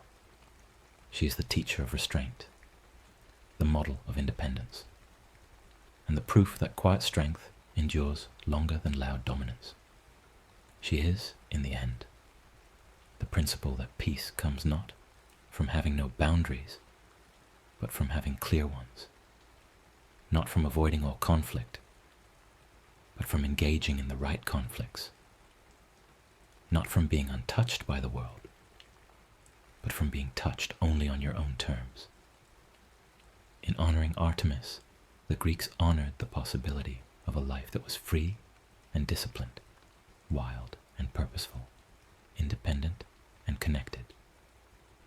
That possibility remains waiting in the forest, under the moon, for anyone willing to walk the path.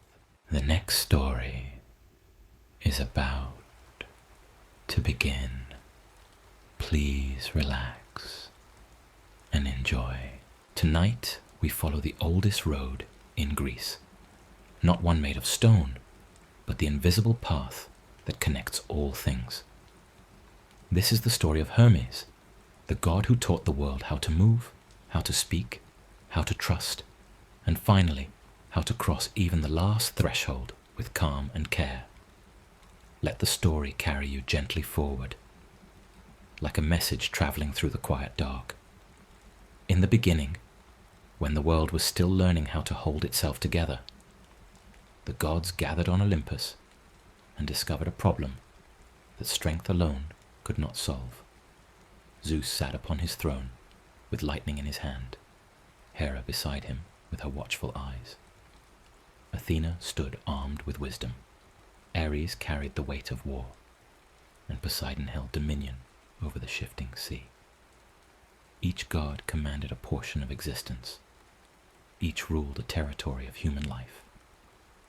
And together they formed a structure of power that should have been unshakable. Yet the structure trembled, not because any god lacked strength, but because strength without connection is only isolated force. A message that cannot travel is a command that dies in silence. An order that never arrives becomes powerless the moment it is spoken. The Olympian world, grand as it was, faced the same challenge that every kingdom faces. Distance makes authority fragile. Cities scattered across the Greek landscape were separated by mountains, by forests, by coastlines that curved into the unknown. A decree issued in one place might never reach another. A warning shouted from a hilltop faded before it crossed the valley. The gods themselves, mighty as they were, discovered that divine will means nothing if it cannot move from one realm to another. Power needs a carrier. Knowledge needs a road. The cosmos, despite its grandeur, was at risk of breaking apart into isolated moments, each god's influence trapped within their own boundary, unable to flow outward and shape the world as intended. What the Olympians needed was not another throne, but a current, a force that could pass between the fixed points and turn separation into connection. And so Hermes arrived. Not loudly, not with the crash of thunder or the eruption of flame, but with the sudden presence that movement always has. One moment there is stillness, and the next moment something has crossed the distance. Hermes was born as the answer to the problem of space. Where others ruled through permanence, Hermes ruled through passage. Where others embodied a single domain, Hermes embodied the act of leaving one domain and entering another. He was not the message, he was the crossing. He was not the road, he was the reason roads mattered. From the very beginning, Hermes represented a truth that would echo through every level of Greek life. Civilization is not built by walls alone, but by what moves between them. His speed became legendary, not because speed itself was divine, but because speed changes everything. A message delivered instantly alters the course of events. A warning that arrives in time saves a life. Information that moves faster than danger becomes the difference between survival and disaster. Hermes did not merely run, he collapsed distance. When he moved, the gap between here and there ceased to be an obstacle. This made him indispensable. Kings needed him. Gods needed him.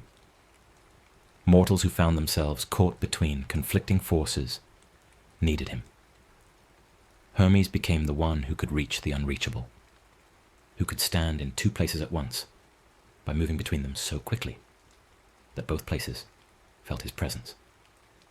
In a world of boundaries, Hermes was the boundary crosser, and that made him the force that held everything else together.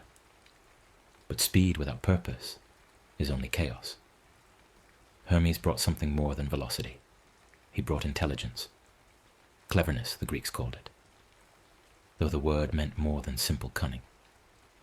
It meant the ability to see how things connect, to understand what words will open a locked situation, to sense when to speak and when to remain silent. Hermes became the god of quick thinking, because quick thinking is what allows movement to be useful rather than destructive. A message delivered to the wrong person at the wrong time can start a war. A truth spoken without care can shatter trust. Hermes understood that carrying words between places required not just speed, but judgment, not just strength, but subtlety. He became the god of timing. And timing is the invisible architecture that makes the difference between harmony and collapse. This combination, speed and intelligence, movement and meaning, gave Hermes a unique position in the divine order. He was not a ruler in the traditional sense. He held no throne of his own, commanded no army, controlled no element of nature like storm or sea. His power was different. It was the power of connection itself. He did not need to dominate because he was present wherever communication happened. He did not need to conquer because he was already inside every exchange, every bargain, every conversation. Where Zeus ruled through command and Athena through wisdom and Ares through force, Hermes ruled through presence in the space between. He was the god who made the other gods possible, the one who allowed divine order to become more than a collection of isolated powers. And yet, despite this essential role, Hermes was not solemn. The Greeks understood that the force which carries messages, which enables trade, which guides travelers, must also have a sense of play.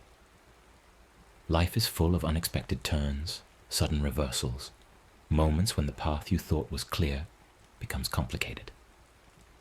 Hermes embodied this reality. He was clever, yes, but his cleverness had a lightness to it. He could trick, but his tricks revealed truth.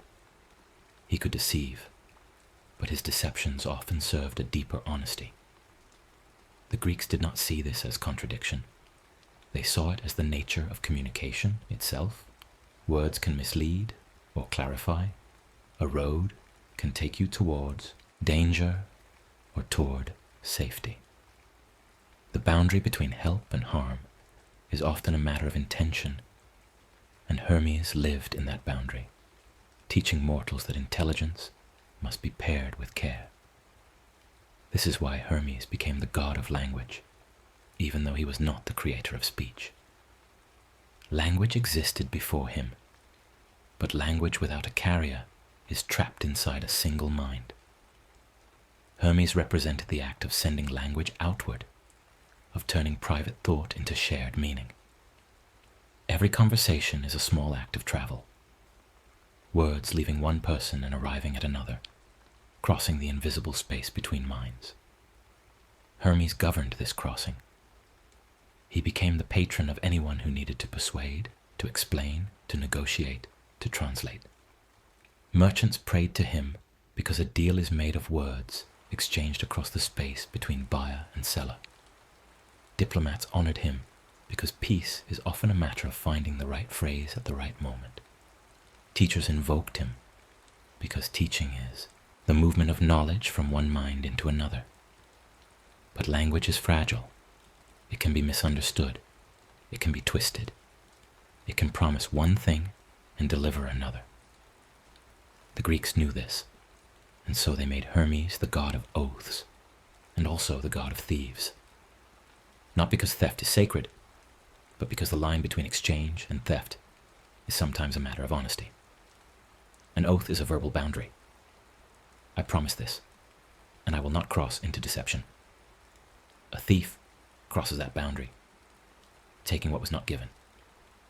Hermes stood at this line, reminding mortals that words create trust, and trust is the foundation of community.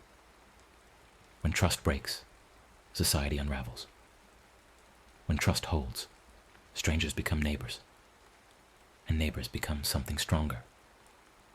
People who can rely on one another, even when no one is watching. This brings us to the heart of Hermes' role. He is the god of exchange. Not just trade in the marketplace, though he governs that too, but exchange in the broadest sense. Life is made of exchanges. You give time, you receive experience. You offer kindness, you receive connection. You take a risk, you gain a possibility. Every day is a series of small trades, and the quality of those trades determines the quality of life. Hermes taught the Greeks that exchange is sacred because it transforms isolation into relationship. A person alone is complete in themselves, but two people exchanging create something new. A bond, a conversation, a shared story. Hermes became the guardian of this process because he understood that civilization depends on the willingness to give and receive, to move something from here to there, and trust that the movement will be honored. This is why roads became his symbol. A road is a physical manifestation of exchange. It says, you can leave here and arrive there, and others can do the same. Roads turn separation into connection. They allow goods to flow from places of abundance to places of need. They carry stories from one culture to another. They make it possible for a person born in one valley to die in another, having seen more of the world than their ancestors ever imagined. The Greeks built roads not just for practicality, but as a form of devotion. Every road was a recognition that life happens in movement, that safety is not found by staying still, but by knowing the way forward. And at the edge of every road, at the boundary of every territory, stood a herm, a simple stone pillar with Hermes' face carved into it, marking the place where one realm ended and another began. These markers were not just decorations, they were prayers made solid. They said, "Hermes, watch over this threshold. Keep travelers safe as they cross from the known into the unknown. Let this boundary be respected, but let it also be passable." The Greeks understood that boundaries are necessary. They define where one thing ends and another begins. But boundaries must also be permeable, or they become prisons. Hermes governed this balance. He honored the line while ensuring the line could be crossed. This is what made him the god of thresholds. A threshold is the space between inside and outside, between safety and risk, between one state of being and another. When you stand in a doorway, you are neither fully in nor fully out. You are in Hermes' realm. And life, the Greeks realized, is mostly thresholds. You are always in the process of arriving or leaving, always between what was and what will be. Very few moments are purely settled. Most of existence is transition, and transition requires a guide. Hermes became that guide, not by removing difficulty, but by making difficulty navigable. He did not promise that every journey would be easy, but he promised that every journey could be completed. He did not guarantee safety, but he offered direction. This distinction mattered deeply to the Greeks. They did not expect the gods to solve every problem, but they hoped the gods would provide the tools to move through problems. Hermes was the ultimate expression of this hope. He gave travelers the knowledge of roads. He gave merchants the skill of negotiation. He gave messengers the speed to outrun danger. He gave the lost a sense of direction, even when direction seemed impossible. And he did all of this without claiming glory for himself. Hermes was not a god who needed statues in every city square, though he received them. He was not a god who demanded elaborate festivals, though festivals were held in his honor. His satisfaction came from the work itself, from seeing a message delivered, a traveler reaching home, a deal struck fairly, a boundary crossed safely.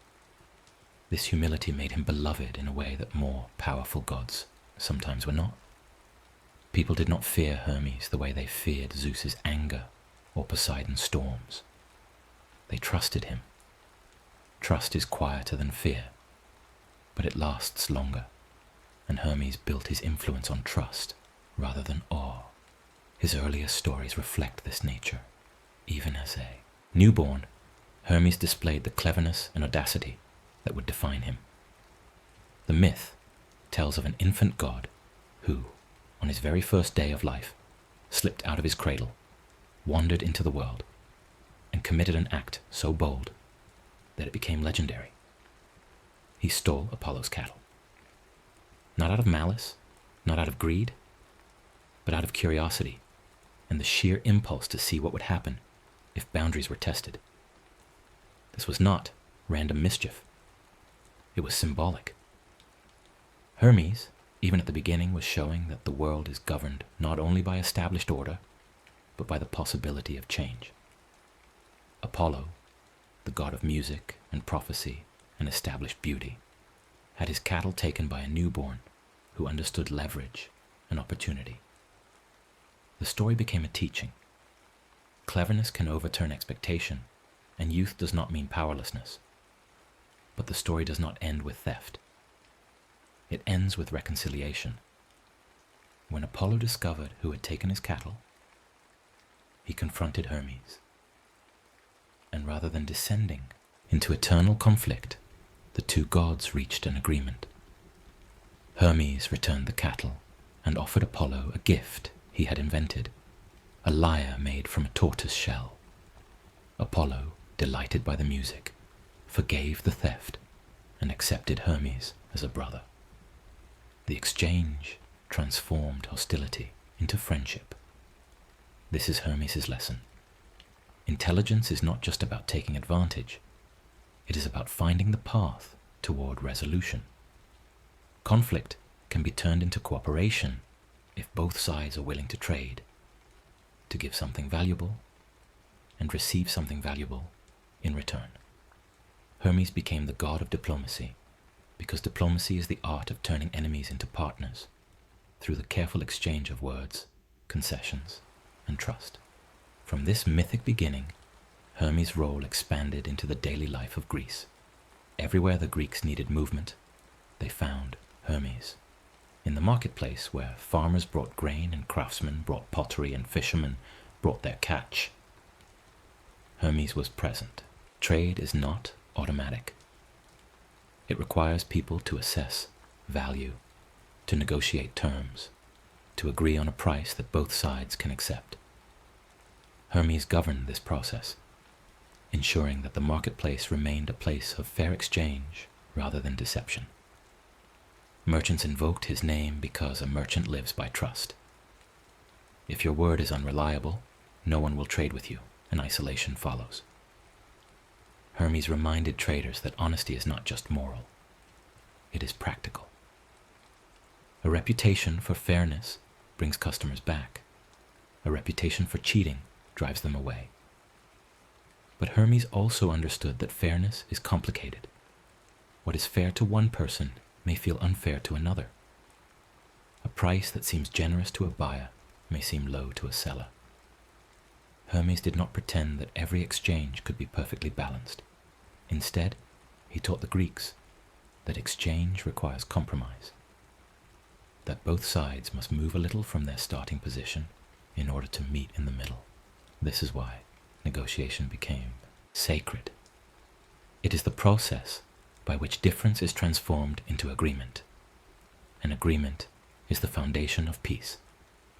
Without negotiation, disputes escalate into violence.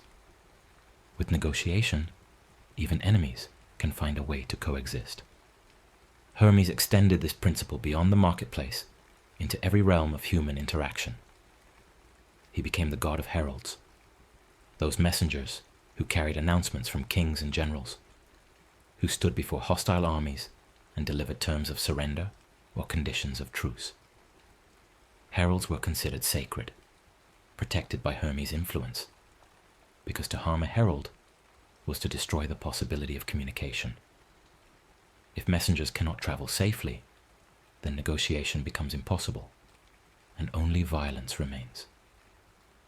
The Greeks honored heralds as extensions of Hermes himself, understanding that the person who carries words between enemies is performing a divine service. They bridge the gap that weapons cannot cross. And yet, Hermes was not naive. He knew that messages could be lies, that words could be weapons in their own right. This is why he was also the god of trickery.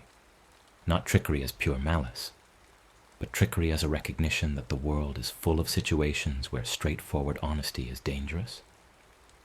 Sometimes survival depends on misdirection. Sometimes protection requires a clever untruth. Hermes did not punish those who used intelligence to escape danger.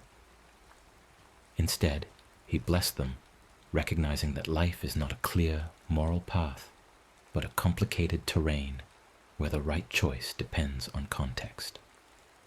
A lie that saves a life is different from a lie that destroys trust. Hermes understood this nuance, and he embodied it.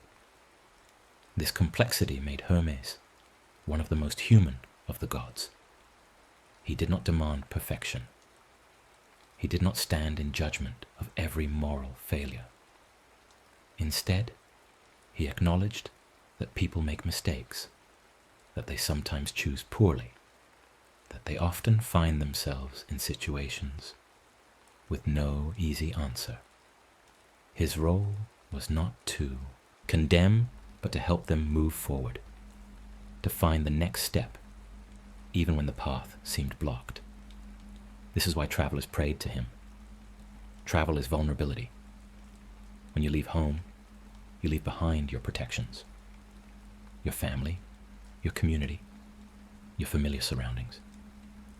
You become dependent on strangers, on luck, on the hope that the road will be kind. Hermes became the companion of the vulnerable, the one who watched over those who had nothing but their own wits and the ground beneath their feet. Every crossroad in Greece was a shrine to Hermes. Crossroads are places of decision, where one path splits into many. Standing at a crossroad, a traveler must choose, left or right, forward or back, the known route or the risk of something new. Hermes did not make the choice for them, but his presence said, "Whichever way you go, you are not abandoned. The path exists. The way forward is real. You will arrive somewhere, even if you cannot see the destination from here."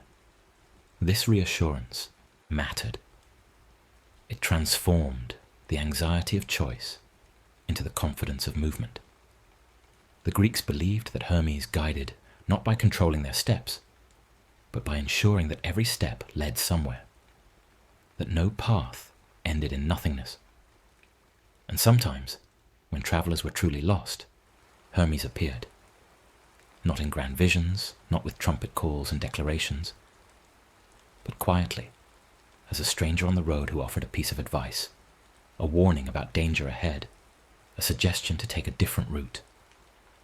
These encounters were remembered in stories, passed down as evidence that the gods still watched, still cared, still intervened in small but crucial ways. Hermes' interventions were never overwhelming. He did not lift people out of their struggles. He gave them information, a slight advantage, a moment of clarity that allowed them to save themselves. This form of help respected human agency while acknowledging human need. As Greek culture developed, Hermes' influence spread into intellectual life. He became associated with learning, with the transmission of knowledge from teacher to student. Education is a form of travel. The mind journeys from ignorance to understanding, crossing the boundary between not knowing and knowing. Hermes governed this crossing. Philosophers honored him because philosophy is the art of moving ideas from one mind to another, of taking a thought that exists in private and making it public, available, shared. Books were sacred to Hermes because a book is a message that can travel across time, carrying the voice of someone long dead into the mind of someone not yet born.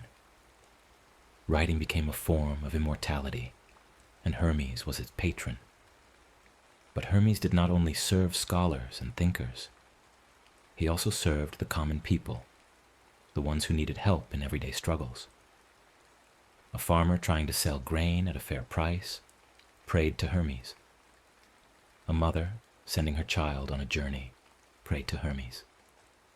A merchant preparing for a long voyage prayed to Hermes. And an athlete before a race prayed to Hermes, because athletic competition is a kind of contest of speed and cleverness. And Hermes understood both. He was everywhere that people needed movement to succeed, physical movement, verbal movement, mental movement. He was the god of making progress, of not being stuck, of finding the way through. This made him the god of fortune, in a particular sense. Not fortune as random luck, but fortune as opportunity seized. Hermes favored those who were alert, who noticed the moment when action would make a difference, who moved decisively when movement was needed. He taught that success often comes to those who are ready, who have prepared themselves to recognize and use the chances that appear. Lazy people received nothing from Hermes. Foolish people who rushed without thinking received nothing. But those who combined preparation with awareness, who watched for the right moment and then acted, these were Hermes' people. And he blessed them with the outcomes that cleverness and effort deserve. Still, Hermes remained realistic. He knew that not every journey ends in success. Not every message is welcomed. Not every negotiation reaches agreement. Not every traveler arrives home. Life is full of failure, and Hermes did not pretend otherwise. But he offered something even in failure: the ability to keep moving. A traveler who loses their way can find a new path. A merchant who loses a deal can seek another. A messenger who delivers bad news can still deliver it with grace. Hermes taught that resilience is a form of devotion, that continuing forward, even after setback, is itself a sacred act. Giving up is the only true failure. As long as you are willing to take another step, Hermes walks with you. And then, in the deepest expression of his nature, Hermes took on the role that would define him most profoundly: Psychopomp, the guide of souls. If Hermes governed all crossings, then the final crossing could not be excluded. Death is the ultimate boundary, the threshold that every living being must pass. And the Greeks believed that even this passage required a guide. Hermes became the one who met the dead at the moment of death and escorted them down into the underworld, into the realm of Hades, where the shades of the departed gathered in quiet eternity. This role was not grim, it was gentle. Hermes did not come as an executioner or a punisher. He came as a companion, a familiar presence in an unfamiliar moment. The newly dead, confused and disoriented, found themselves met by the God they had known in life, the God of roads, of messages, of safe passage. And Hermes said, in essence, "This too is a journey, and I will walk it with you. There is a road even here, and I know the way. You are not lost. You are not abandoned.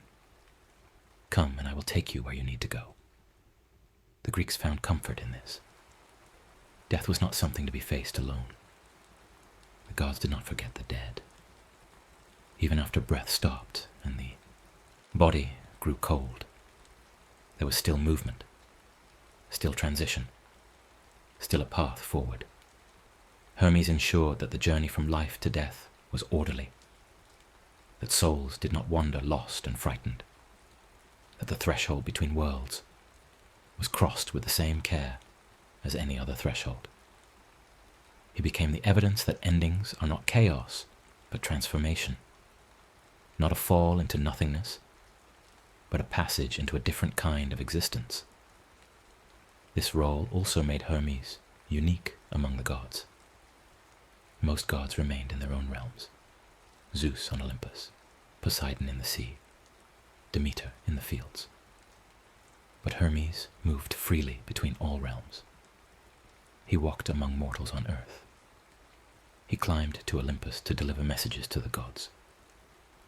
He descended into the underworld to guide souls or to carry divine instructions to Hades. He was the only god who belonged everywhere because he belonged to the space between. He was the thread that stitched the cosmos together, the current that flowed through all levels of existence. The underworld connection gave Hermes a mysterious quality. He was associated with night, with dreams, with the boundary between waking and sleeping. Sleep, after all, is a small death, a temporary passage into unconsciousness, a journey into a realm where the rules of the waking world do not apply. Hermes governed this transition too. He was the god of dreams because dreams are messages from the hidden parts of the mind, traveling from unconsciousness into awareness. When you wake from a dream with a sudden insight, that is Hermes at work, carrying something from the depths into the light. This symbolism extended into philosophy. The Greeks began to see Hermes as the principle that connects opposites: life and death, waking and sleeping, known and unknown, speech and silence. Hermes did not erase these oppositions.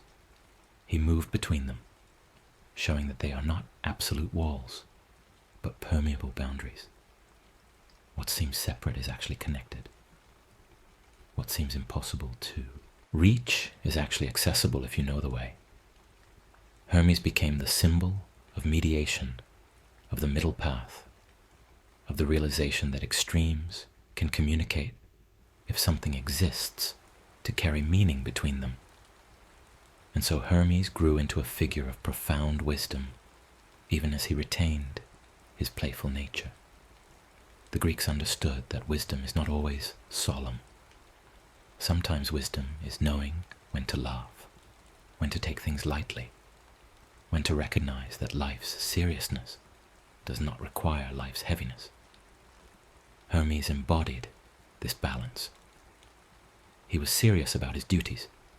He never failed to deliver a message, never abandoned a traveler, never neglected a soul that needed guidance.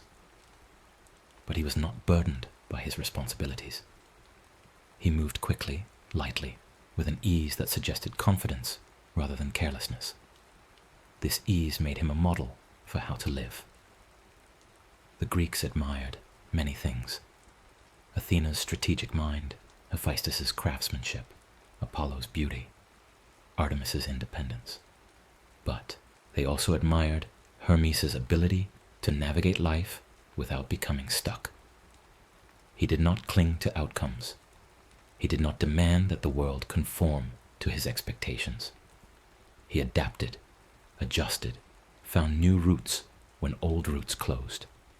He taught that flexibility is strength, that the ability to change direction is more valuable than the ability to force a single direction.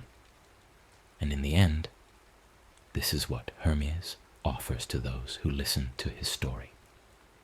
He offers the understanding that life is movement, that nothing stays fixed, that every moment is a crossing from what was into what will be. He offers the reminder that movement does not have to be chaotic. It can be guided, purposeful, even gentle. He offers the assurance that boundaries exist not to trap, but to define, and that every boundary can be crossed if you approach it with the right combination of respect and courage. Hermes teaches that communication is sacred because it turns isolation into connection. He teaches that trade is sacred because it transforms scarcity into abundance. He teaches that travel is sacred because it expands the small world of home into the vast world of possibility. He teaches that cleverness is sacred when it serves life rather than dominates it. And he teaches that even the final journey, the one that takes you beyond the edge of breath and into the unknown, is not something to fear because there is a guide, and the guide knows the way. So the Greeks built their roads and marked them with Hermes. They honored crossroads as places where Hermes lingered. They prayed before journeys, before trades, before difficult conversations. They poured wine at thresholds and left offerings at boundaries. They did all of this not out of fear, but out of recognition. Recognition that life is made of passages, and passages require care. Hermes was that care made divine, that care given form and name and story.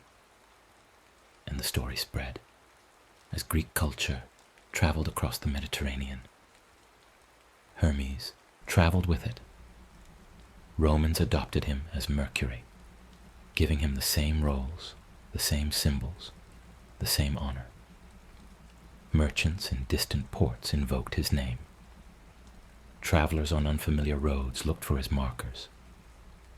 Writers and philosophers used his image to represent the movement of ideas, the spread of knowledge, the translation of wisdom from one language to another. Hermes became more than a Greek god.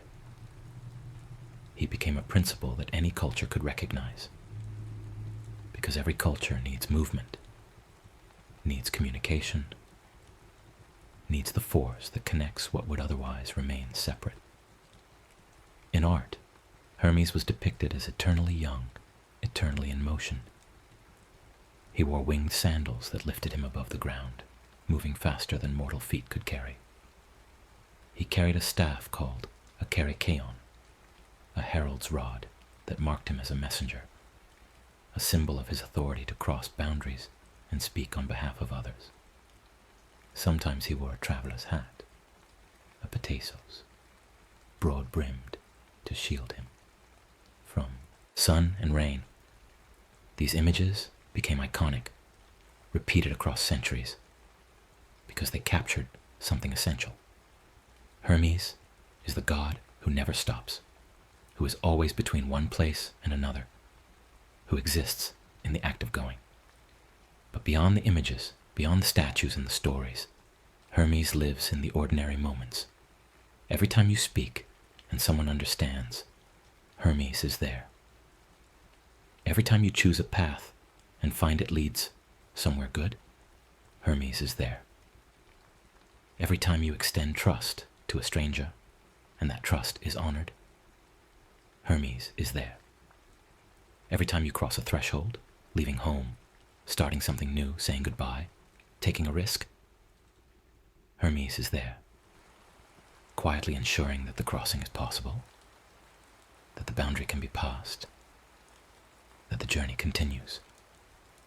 And in the quietest moments, when the day ends and the mind begins to wander, Hermes is there too.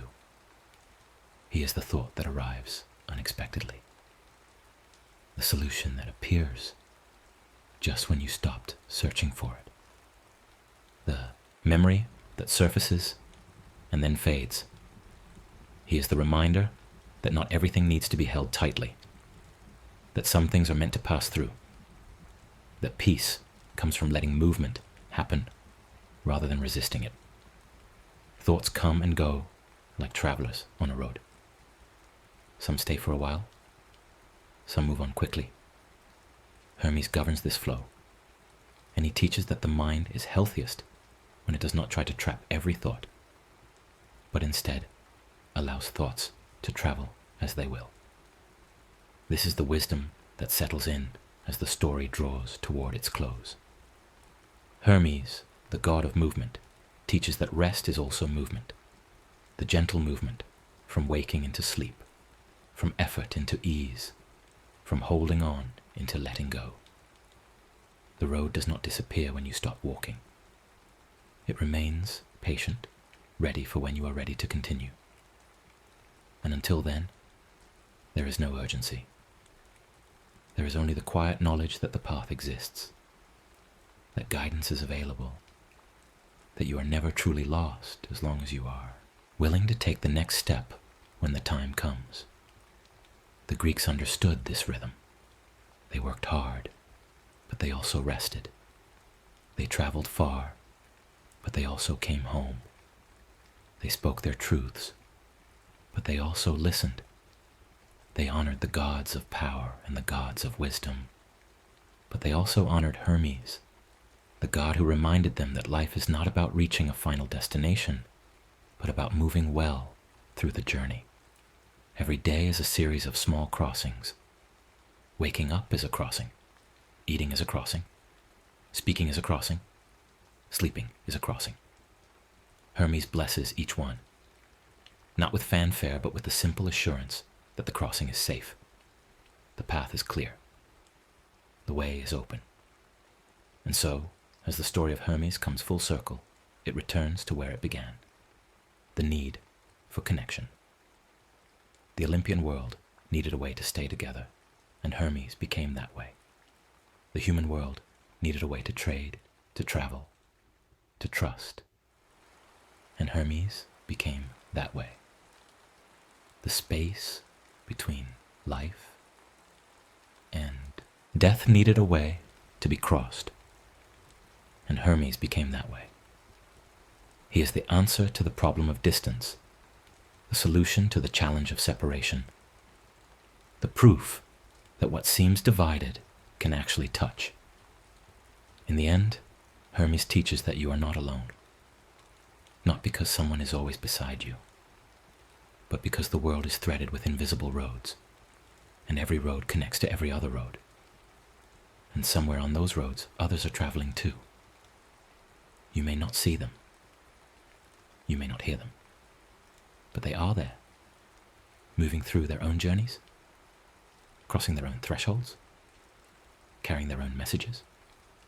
And when your path intersects with theirs, Hermes is the reason that intersection can become something meaningful, a conversation, a trade, a friendship, a moment of mutual understanding.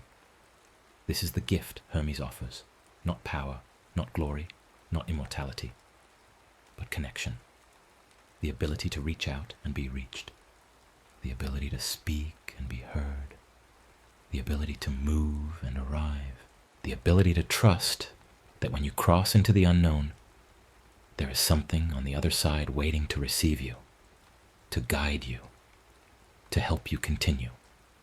Hermes is the promise that life, despite its difficulties, despite its uncertainties, despite its inevitable endings, is navigable.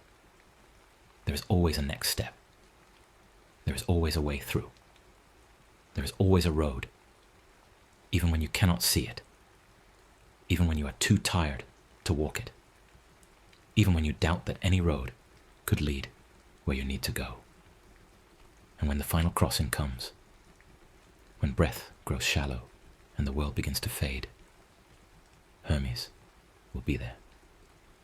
Not as a stranger, but as a familiar presence. The same guide who walked with you through every other transition in your life. He will say, as he has always said, "Come, I know the way. You are safe." The journey continues, and the road, as always, is open.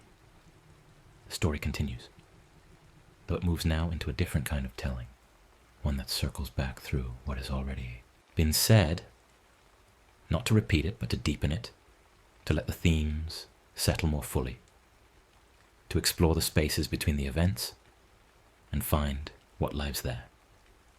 Because Hermes, more than any other god, exists in those spaces. He is not the destination, but the journey. He is not the word spoken, but the moment between speaking and hearing. And so to understand him completely, we must linger in those in-between places, must walk slowly through the landscape his presence creates, must feel the texture of what it means to live in a world where movement is sacred and stillness is only a pause before the next step. Consider what it meant for the Greeks to wake each morning and know that Hermes was already awake, already moving, already carrying messages across the world while they still lay in bed. There was comfort in this. The universe was not static. Even in sleep, even in the hours when human activity ceased, the gods remained active, and Hermes, most of all. He never slept, the story said. Or if he did, it was the kind of sleep that does not stop awareness, a rest that refreshes without disconnecting. This made him reliable in a way that even the mightiest gods were not. Zeus could be distracted by his own passions. Hera could be consumed by jealousy. Ares could be lost in the chaos of battle. But Hermes remained focused on his task.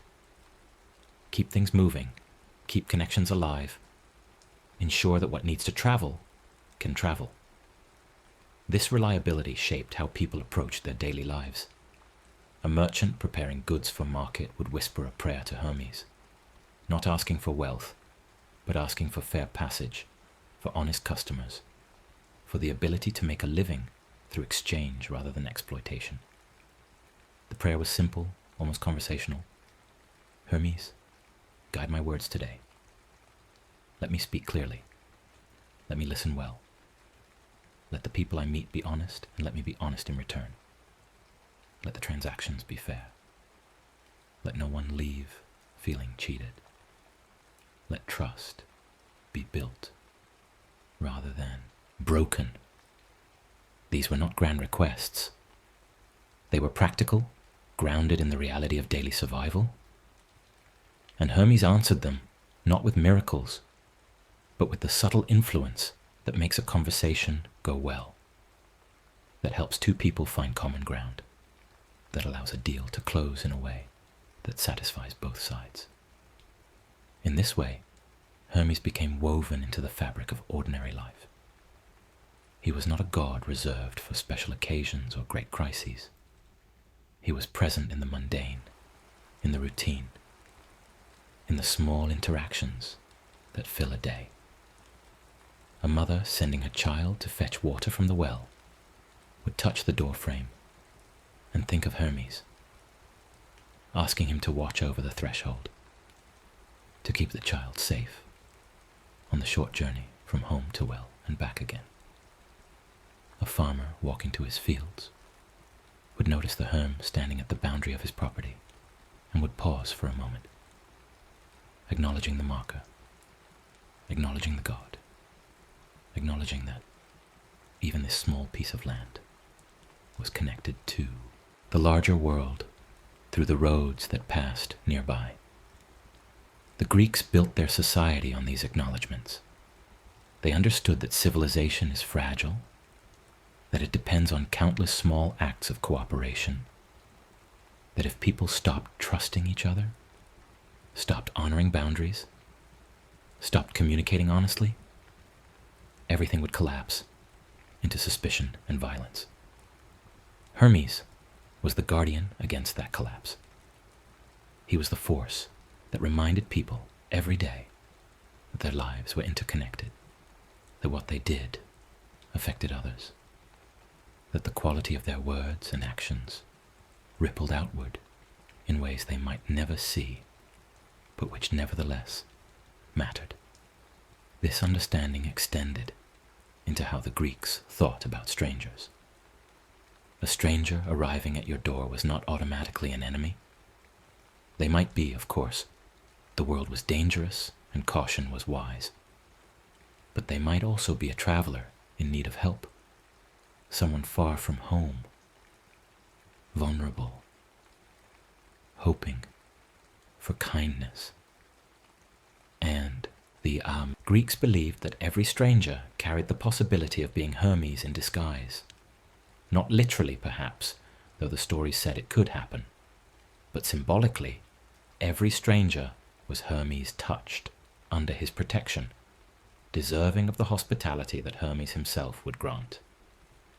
To turn away a stranger without cause was to offend Hermes, to reject the principle of connection that he represented. So hospitality became sacred. When a stranger knocked, you opened the door. You offered food, water, a place to rest. You asked their story. You listened. And in return, the stranger brought news from other places, stories from the road, information about what lay beyond your immediate horizon. This exchange, shelter for stories, food for news, was a form of trade. And like all trade, it was blessed by Hermes. Both sides gave something. Both sides received something. And both were richer for the encounter. The stranger moved on eventually, but the connection remained. A thread linking your home to the wider world. This practice shaped Greek identity. They saw themselves not as isolated communities, but as nodes in a network, connected by the roads that Hermes watched over, linked by the travelers who moved between them. A person in Athens might hear news from Sparta, carried by a merchant who had heard it from a sailor, who had heard it from a soldier. The information traveled, transformed slightly with each telling, but still recognizable, still useful. And when something significant happened, a war, a festival, a discovery, the news spread outward in ripples, carried by travelers, merchants, heralds, all moving under Hermes' guidance. The speed of these ripples mattered. In a world without instant communication, without writing that could be mass-produced, without any technology to collapse distance, news traveled only as fast as a human could move. This made Hermes' speed symbolically crucial. When something urgent needed to be communicated, when a warning needed to reach a distant city before disaster struck, people prayed to Hermes for swiftness. And sometimes, in the stories, Hermes answered by appearing himself, by carrying the message with divine speed, by ensuring that the information arrived in time to make a difference. These were the moments when Hermes' role as messenger of the gods intersected with his role as protector of mortals. The gods, observing human affairs from Olympus, would see a situation developing. A city about to be attacked. A hero about to make a fatal mistake. An opportunity about to be missed. And they would send Hermes to intervene, not to solve the problem directly, but to deliver the information that would allow mortals to solve it themselves. A warning, a piece of advice, a cryptic message that, when properly understood, revealed the path forward. This respect for human agency ran deep in Greek mythology. The gods did not treat mortals as puppets. They influenced, they guided, they helped. But they did not remove the need for human choice and effort. Hermes embodied this philosophy perfectly. He brought the message, but the recipient had to understand it, had to decide how to act on it, had to do the actual work of implementation. Hermes opened doors, but mortals had to walk through them. He showed the road, but mortals had to travel it. This dynamic created a relationship of partnership rather than dependence. Humans honored the gods, and the gods provided assistance, but both sides contributed to outcomes. And within this partnership, Hermes served as the primary point of contact. When mortals needed to communicate with the gods, they spoke to Hermes. When gods needed to communicate with mortals, they sent Hermes. He translated not just words, but contexts, explaining divine will in terms mortals could understand, explaining mortal needs in ways that made sense to divine beings. This translation work required immense skill. The gods thought in terms of cosmic principles, eternal patterns, vast timescales. Mortals thought in terms of immediate survival, personal relationships, the next harvest. Hermes had to bridge these perspectives to find the common ground where divine intentions and human capabilities could meet. Sometimes this meant softening a divine command, presenting it in a way that would be accepted rather than resented. Sometimes it meant advocating for mortals, explaining to the gods why a particular request was reasonable, why mercy might serve better than punishment. Hermes became, in effect, a diplomat between realms, using all his cleverness and eloquence to maintain peace, to prevent misunderstandings from escalating into conflicts. The Greeks recognized this diplomatic role as essential. Without it, the relationship between gods and mortals would have been fraught with constant miscommunication, with messages misinterpreted, instructions misunderstood, intentions misjudged. The heroes of Greek myth often benefited directly from Hermes' diplomatic interventions. When Perseus needed to kill Medusa, Hermes provided him with winged sandals and advice on how to approach the task. He did not kill Medusa for Perseus. That would defeat the purpose of the hero's journey. But he gave Perseus the tools and knowledge that made success possible. When Odysseus found himself trapped on Circe's island, Hermes appeared with a magical herb that would protect him from her enchantments, along with instructions on how to negotiate his freedom. Again, Hermes did not solve the problem, but he provided the means for Odysseus to solve it himself. These interventions reveal Hermes' understanding of what help actually means. True help does not create dependency. It empowers. It gives people what they need to accomplish their goals through their own efforts.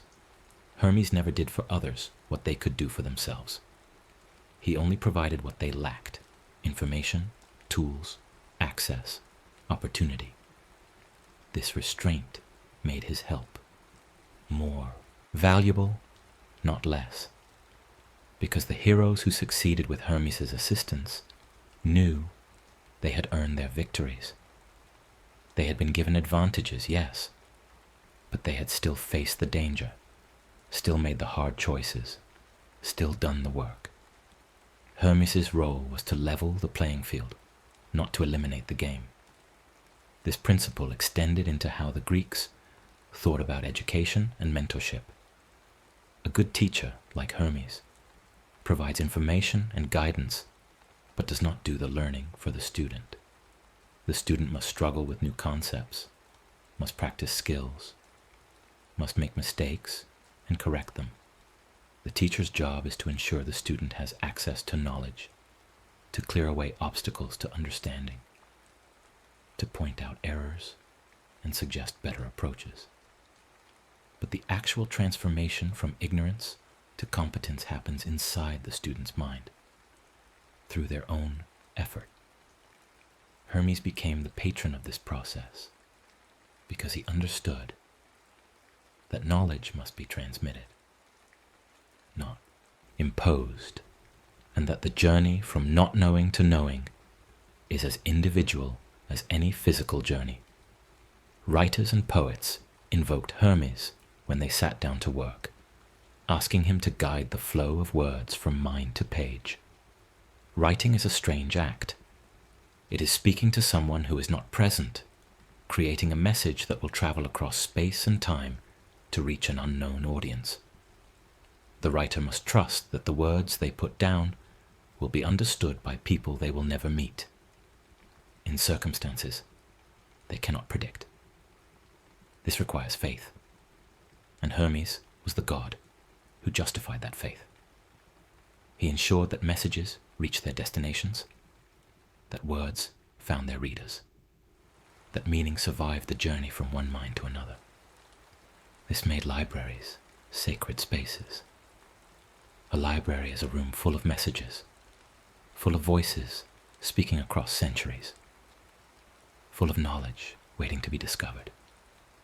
To enter a library is to enter Hermes' realm, where the boundaries of time and space dissolve, and you can have a conversation with Plato, with Homer, with thinkers long dead whose words still live.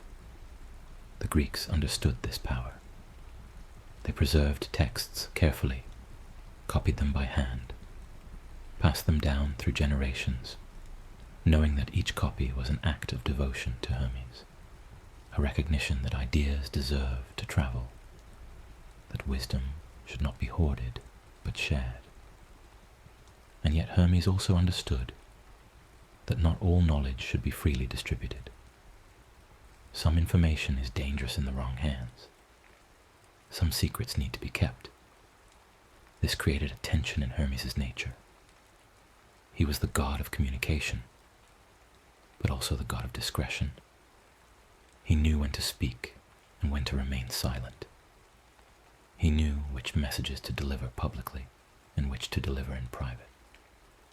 He knew that timing matters, that a truth spoken too early can cause harm, that sometimes the kindest thing is to withhold information until the listener is ready to receive it. This wisdom made Hermes invaluable to rulers and leaders. Oh, king needed advisors who could gather information, assess its significance, and present it at the right moment. Hermes became the model for such advisors: perceptive, discreet, loyal, and skilled at reading situations to determine when to speak and what to say. The best advisors, like Hermes, did not seek personal glory. They served the greater good, understanding that their role was to enable others to make wise decisions, not to make decisions themselves. This humility combined with competence created a form of power that was different from royal authority, less visible but equally essential. The Greeks also saw Hermes in the natural world, in phenomena that suggested movement and connection. Wind, for instance, was associated with Hermes because wind carries scents, sounds, seeds, and weather from one place to another. A sudden breeze might be Hermes passing by. Birds in flight, particularly swift birds like swallows and hawks, were seen as Hermes touched because they moved between earth and sky with ease. Rivers were honored as pathways, liquid roads that connected highlands to lowlands, inland to coast. And the gods of rivers were seen as cousins to Hermes, sharing his concern for safe passage. Even more abstractly, the Greeks saw Hermes in the movement of seasons, in the cyclical journey of the sun across the sky, in the waxing and waning of the moon. These celestial movements were cosmic roads, predictable paths that connected past to future, that allowed humans to measure time and plan their lives. Hermes did not control these movements. Other gods held those domains. But he was present in the transitions, in the moment when winter became spring, when day became night, when the moon shifted from dark to full. He was the god of change itself, of the process by which one state transforms into another. This association with transformation gave Hermes a role in alchemy and early science. Those who studied the properties of materials, who experimented with combining substances to create new ones, who sought to understand how lead might become gold, or how base matter might be refined into something pure, invoked Hermes as their patron. They called their art Hermetic knowledge, seeing in the transformation of matter a reflection of Hermes' ability to transform situations, to turn conflict into cooperation, to convert ignorance into understanding. The physical changes they observed in their experiments seemed to mirror the social and spiritual changes that Hermes governed in the human realm. But Hermes remained, always, most clearly visible in human relationships. Every friendship is a road between two people. Every family is a network of roads connecting individuals into a collective. Every community is a web of intersecting paths, some well-traveled, some barely visible, but all contributing to the structure that holds people together. Hermes blessed these connections, not by making them effortless, but by making them possible. He could not force people to be kind to each other, to forgive each other, to work together. But he could ensure that the channels of communication remained open, that words could travel between them, that reconciliation was always an option if both sides were willing. This is why Hermes appears so often in myths about conflict resolution. When two parties are locked in dispute, when pride or anger prevents direct communication, a mediator is needed. Someone who can move between both sides, who can carry messages without taking sides, who can help each party understand the other's perspective. Hermes was the divine model for such mediators. He did not judge who was right or wrong. He simply facilitated the exchange that allowed both parties to see beyond their own positions and find common ground. Sometimes this worked, sometimes it did not. But the attempt itself, the willingness to communicate rather than simply fight, was sacred to Hermes. The Greeks built this principle into their legal system. Courts were places where disputes were resolved through words rather than violence. Lawyers and advocates spoke on behalf of their clients, presenting arguments, offering evidence, trying to persuade judges or juries. This entire process was under Hermes' protection because it depended on the same skills he embodied: eloquence, persuasion, the ability to present information clearly, the capacity to anticipate how others would respond.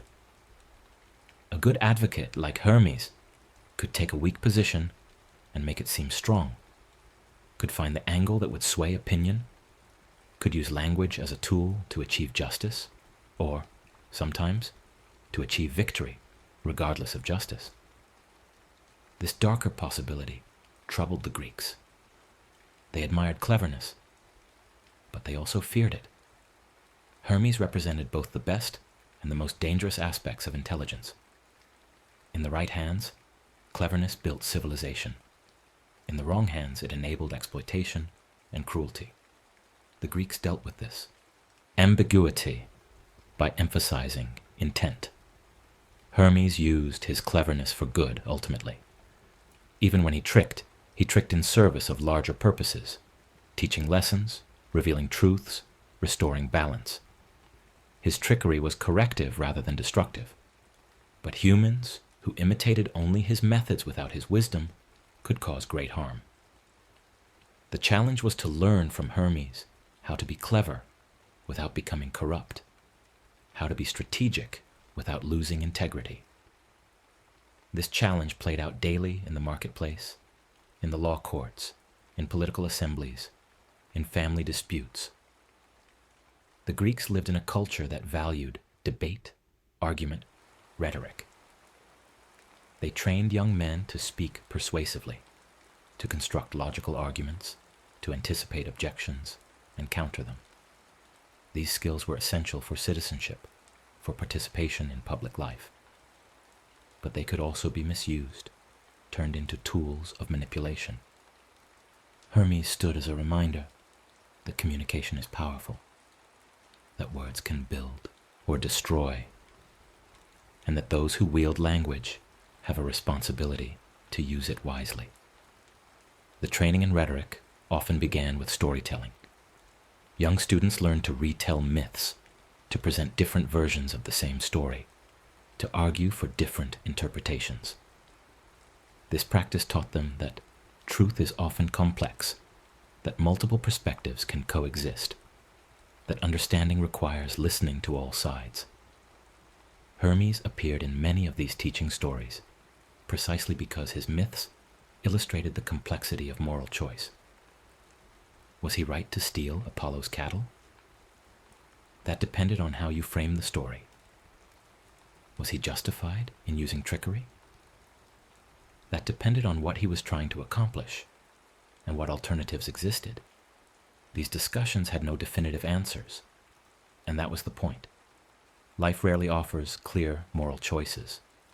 Most decisions exist in gray areas, where competing goods must be balanced, where avoiding one harm means accepting another.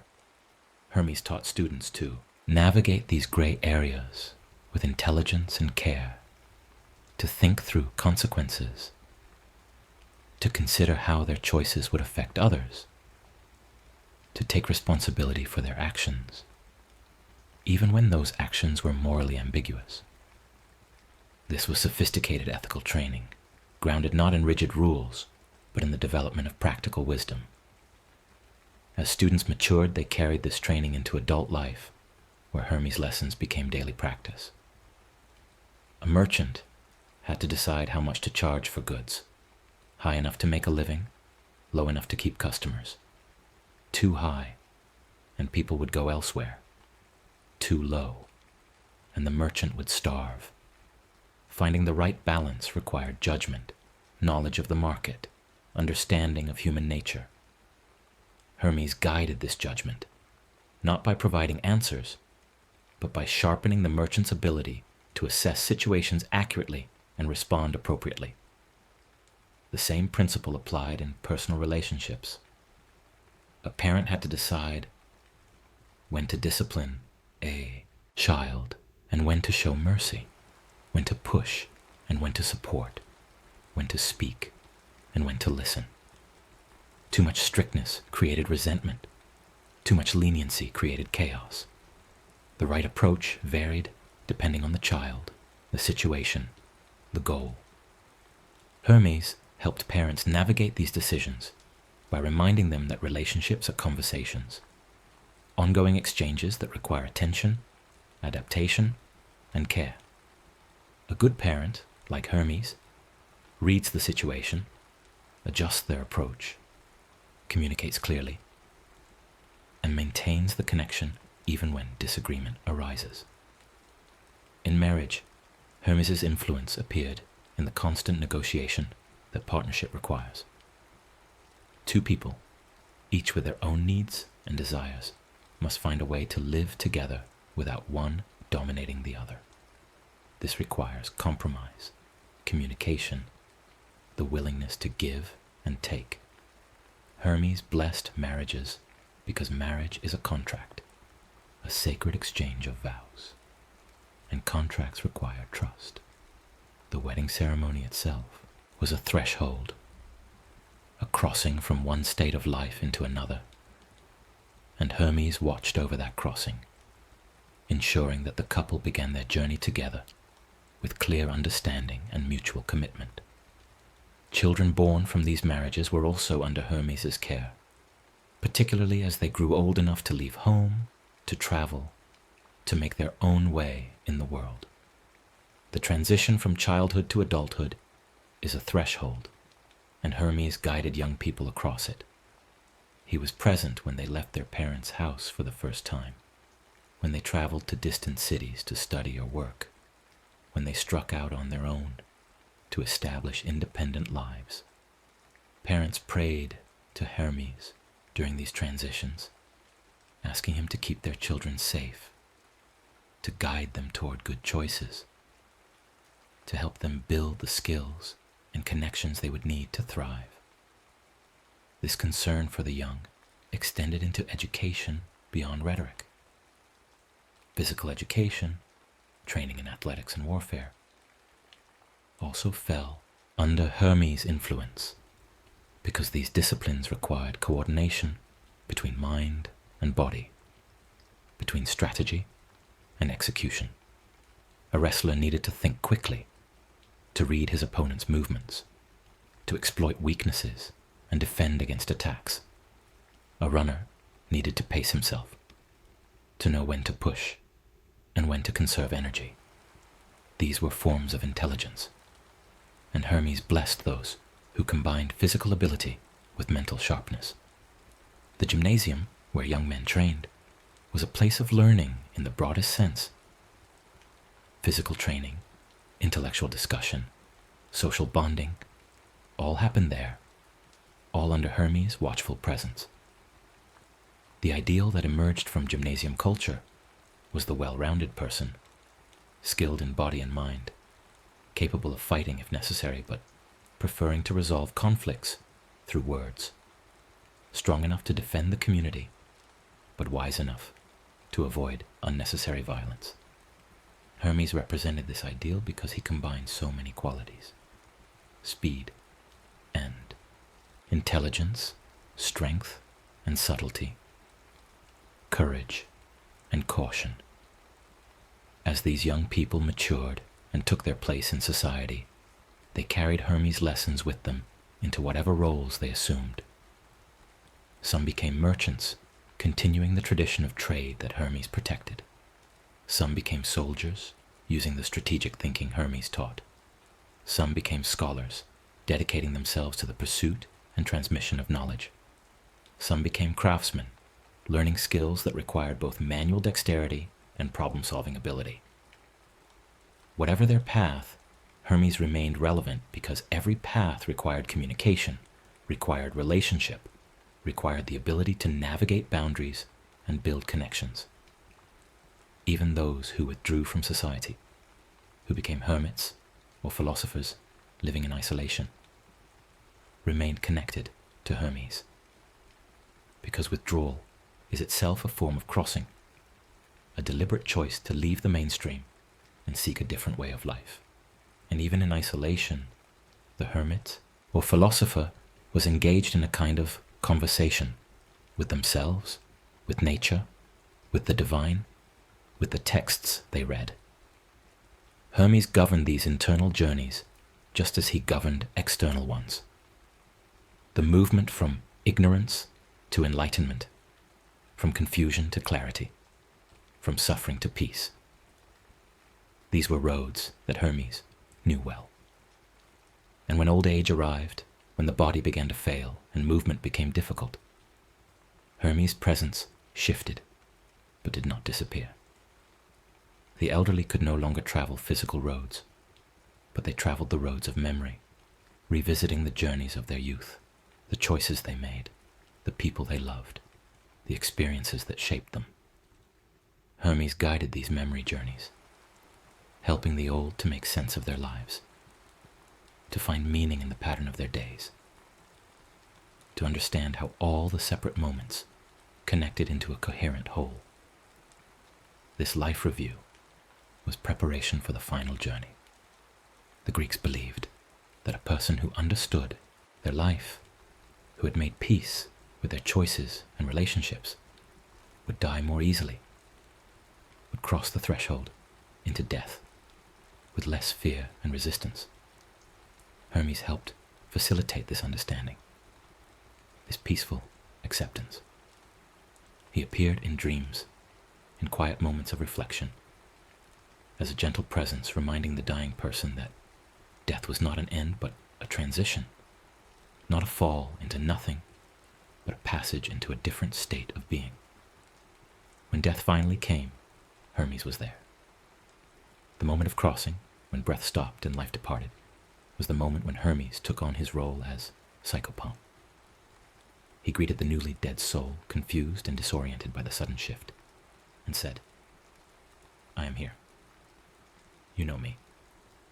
I have been with you throughout your life, and I am with you now. This is not abandonment. This is continuation. Come, and I will show you the way." The soul, recognizing Hermes, felt relief.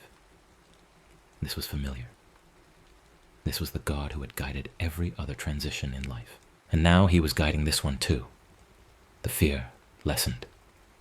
The confusion began to clear. Hermes led the soul away from the body, away from the living world, down into the depths where the underworld waited. The journey was long, but not difficult. Hermes knew every step, every turn, every passage. He had made this journey countless times, escorting souls from the moment death was invented. His presence made the impossible journey possible, made the unknowable knowable, made the fearful bearable. This comfort extended backward into life. Knowing that Hermes would be there at the end allowed people to live with less anxiety about death. It was still the great unknown, still the ultimate mystery. But it was not formless chaos. It had structure, procedure, guidance. Hermes ensured that dying was an orderly process, that souls were not lost or abandoned, that death had dignity. This knowledge did not eliminate grief. The living still mourned those who died. But it softened the horror, provided a framework for understanding, offered hope that the dead had not simply vanished, but had gone somewhere, guided by someone trustworthy. The funeral rites reflected this understanding. The body was prepared for burial, washed and dressed, laid out with care. Coins were placed on the eyes or in the mouth to pay Charon, the ferryman who would carry the soul across the river Styx into the underworld proper. But before Charon, before the river, there was Hermes, the first guide, the one who brought the soul from the world of the living to the threshold of the dead. Mourners acknowledged this by invoking Hermes during funerals, by praying that he would guide their loved ones safely, by trusting that the transition was being handled with care. And in the underworld itself, Hermes continued to play a role. He was one of the few gods who could move freely between the realm of the dead and the realm of the living. When messages needed to be carried from Hades to Zeus, Hermes was the courier. When souls needed to be released temporarily for special purposes, as happened in certain myths, Hermes was the escort. When the living needed to communicate with the dead, they offered prayers and sacrifices, and Hermes carried those offerings down into the depths, ensuring that the barrier between life and death remained permeable enough for love and memory to cross. This permeability mattered deeply to the Greeks. They did not believe in a complete separation between the living and the dead. The dead were still part of the community, still honored, still remembered, still influential. Ancestor worship was common, with families maintaining shrines to their deceased relatives, offering food and drink, telling stories that kept memories alive. Hermes facilitated this ongoing relationship, ensuring that the dead were not forgotten, that the living could maintain connection even across the ultimate boundary. In this way, Hermes completed the circle of his influence. He was present at birth, when a new soul entered the world, crossing the threshold from non-existence into life. He was present throughout life, guiding every journey, facilitating every exchange, enabling every connection. And he was present at death, when the soul crossed the final threshold and entered the realm beyond. From beginning to end, from first breath to last, Hermes walked alongside mortals, offering the same essential gift: the assurance that transitions are possible, that boundaries can be crossed, that no journey is made alone. This comprehensive presence made Hermes one of the most beloved gods in the Greek pantheon. He was not the most powerful. That was Zeus. He was not the wisest. That was Athena. He was not the most beautiful. That was Apollo or Aphrodite. But he was the most accessible, the most relatable, the most consistently helpful. People felt they knew Hermes personally because they encountered him so often in so many different contexts throughout their lives. He was not distant or abstract. He was immediate, practical, present in the details of everyday existence.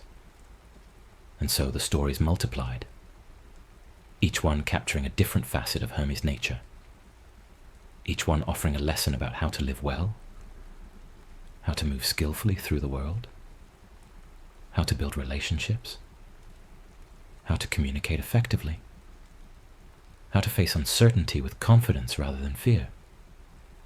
These stories were told at night, around fires, passed from generation to generation, preserving not just information about a god, but the entire philosophy of life, a way of understanding existence as movement, as connection, as ongoing conversation. The children who heard these stories absorbed Hermes' lessons without realizing it. They learned that cleverness was valuable but should be used ethically. They learned that communication was powerful and required care. They learned that travelers deserved hospitality and strangers deserved respect. They learned that trade should be fair and oaths should be kept. They learned that death was not the end but a transition, guided by a god who cared about their well-being. These lessons shaped their values, influenced their choices, and ultimately created a culture that honored connection over isolation, communication over silence, movement over stagnation. And now, as this story draws finally toward its true close, we return to the essential truth that Hermes embodies. Life is movement. Everything flows. Nothing remains fixed. Moments arrive and depart. Thoughts come and go. People enter your life and leave it. Words are spoken and then fade into silence. And this constant movement is not something to fear or resist. It is the nature of existence. Hermes teaches that the way to find peace is not to stop the movement, but to move with it, to become like him, flexible, adaptable, light on your feet, ready to take the next step, willing to cross the next threshold. You do not need to know where every road leads. You do not need to see the entire path before you begin walking. You only need to trust that the path exists, that each step will take you somewhere, that Hermes is watching over the journey. This trust does not come from certainty, but from experience. You have crossed many thresholds in your life already. You have survived many transitions. You have arrived safely more times than you can count. This pattern will continue. The road opens. The way appears. And Hermes, faithful as always, walks beside you, invisible but present, silent but attentive, ready to guide whenever guidance is needed. So rest now. Let the story settle. Let Hermes' lessons sink deep. And when sleep comes, recognize it as what it is. Another crossing, another journey, another threshold safely passed. Hermes watches over this transition too. The boundary between waking and dreaming is his domain. He ensures safe passage. He guards the road. And in the morning, when you wake, you will have crossed back again, completing the circuit, proving once more that movement is natural, transitions are survivable, and every ending contains a beginning. The road is always open. Hermes is always near, and you, traveler, are always held. The next story is about to begin. Please relax and enjoy.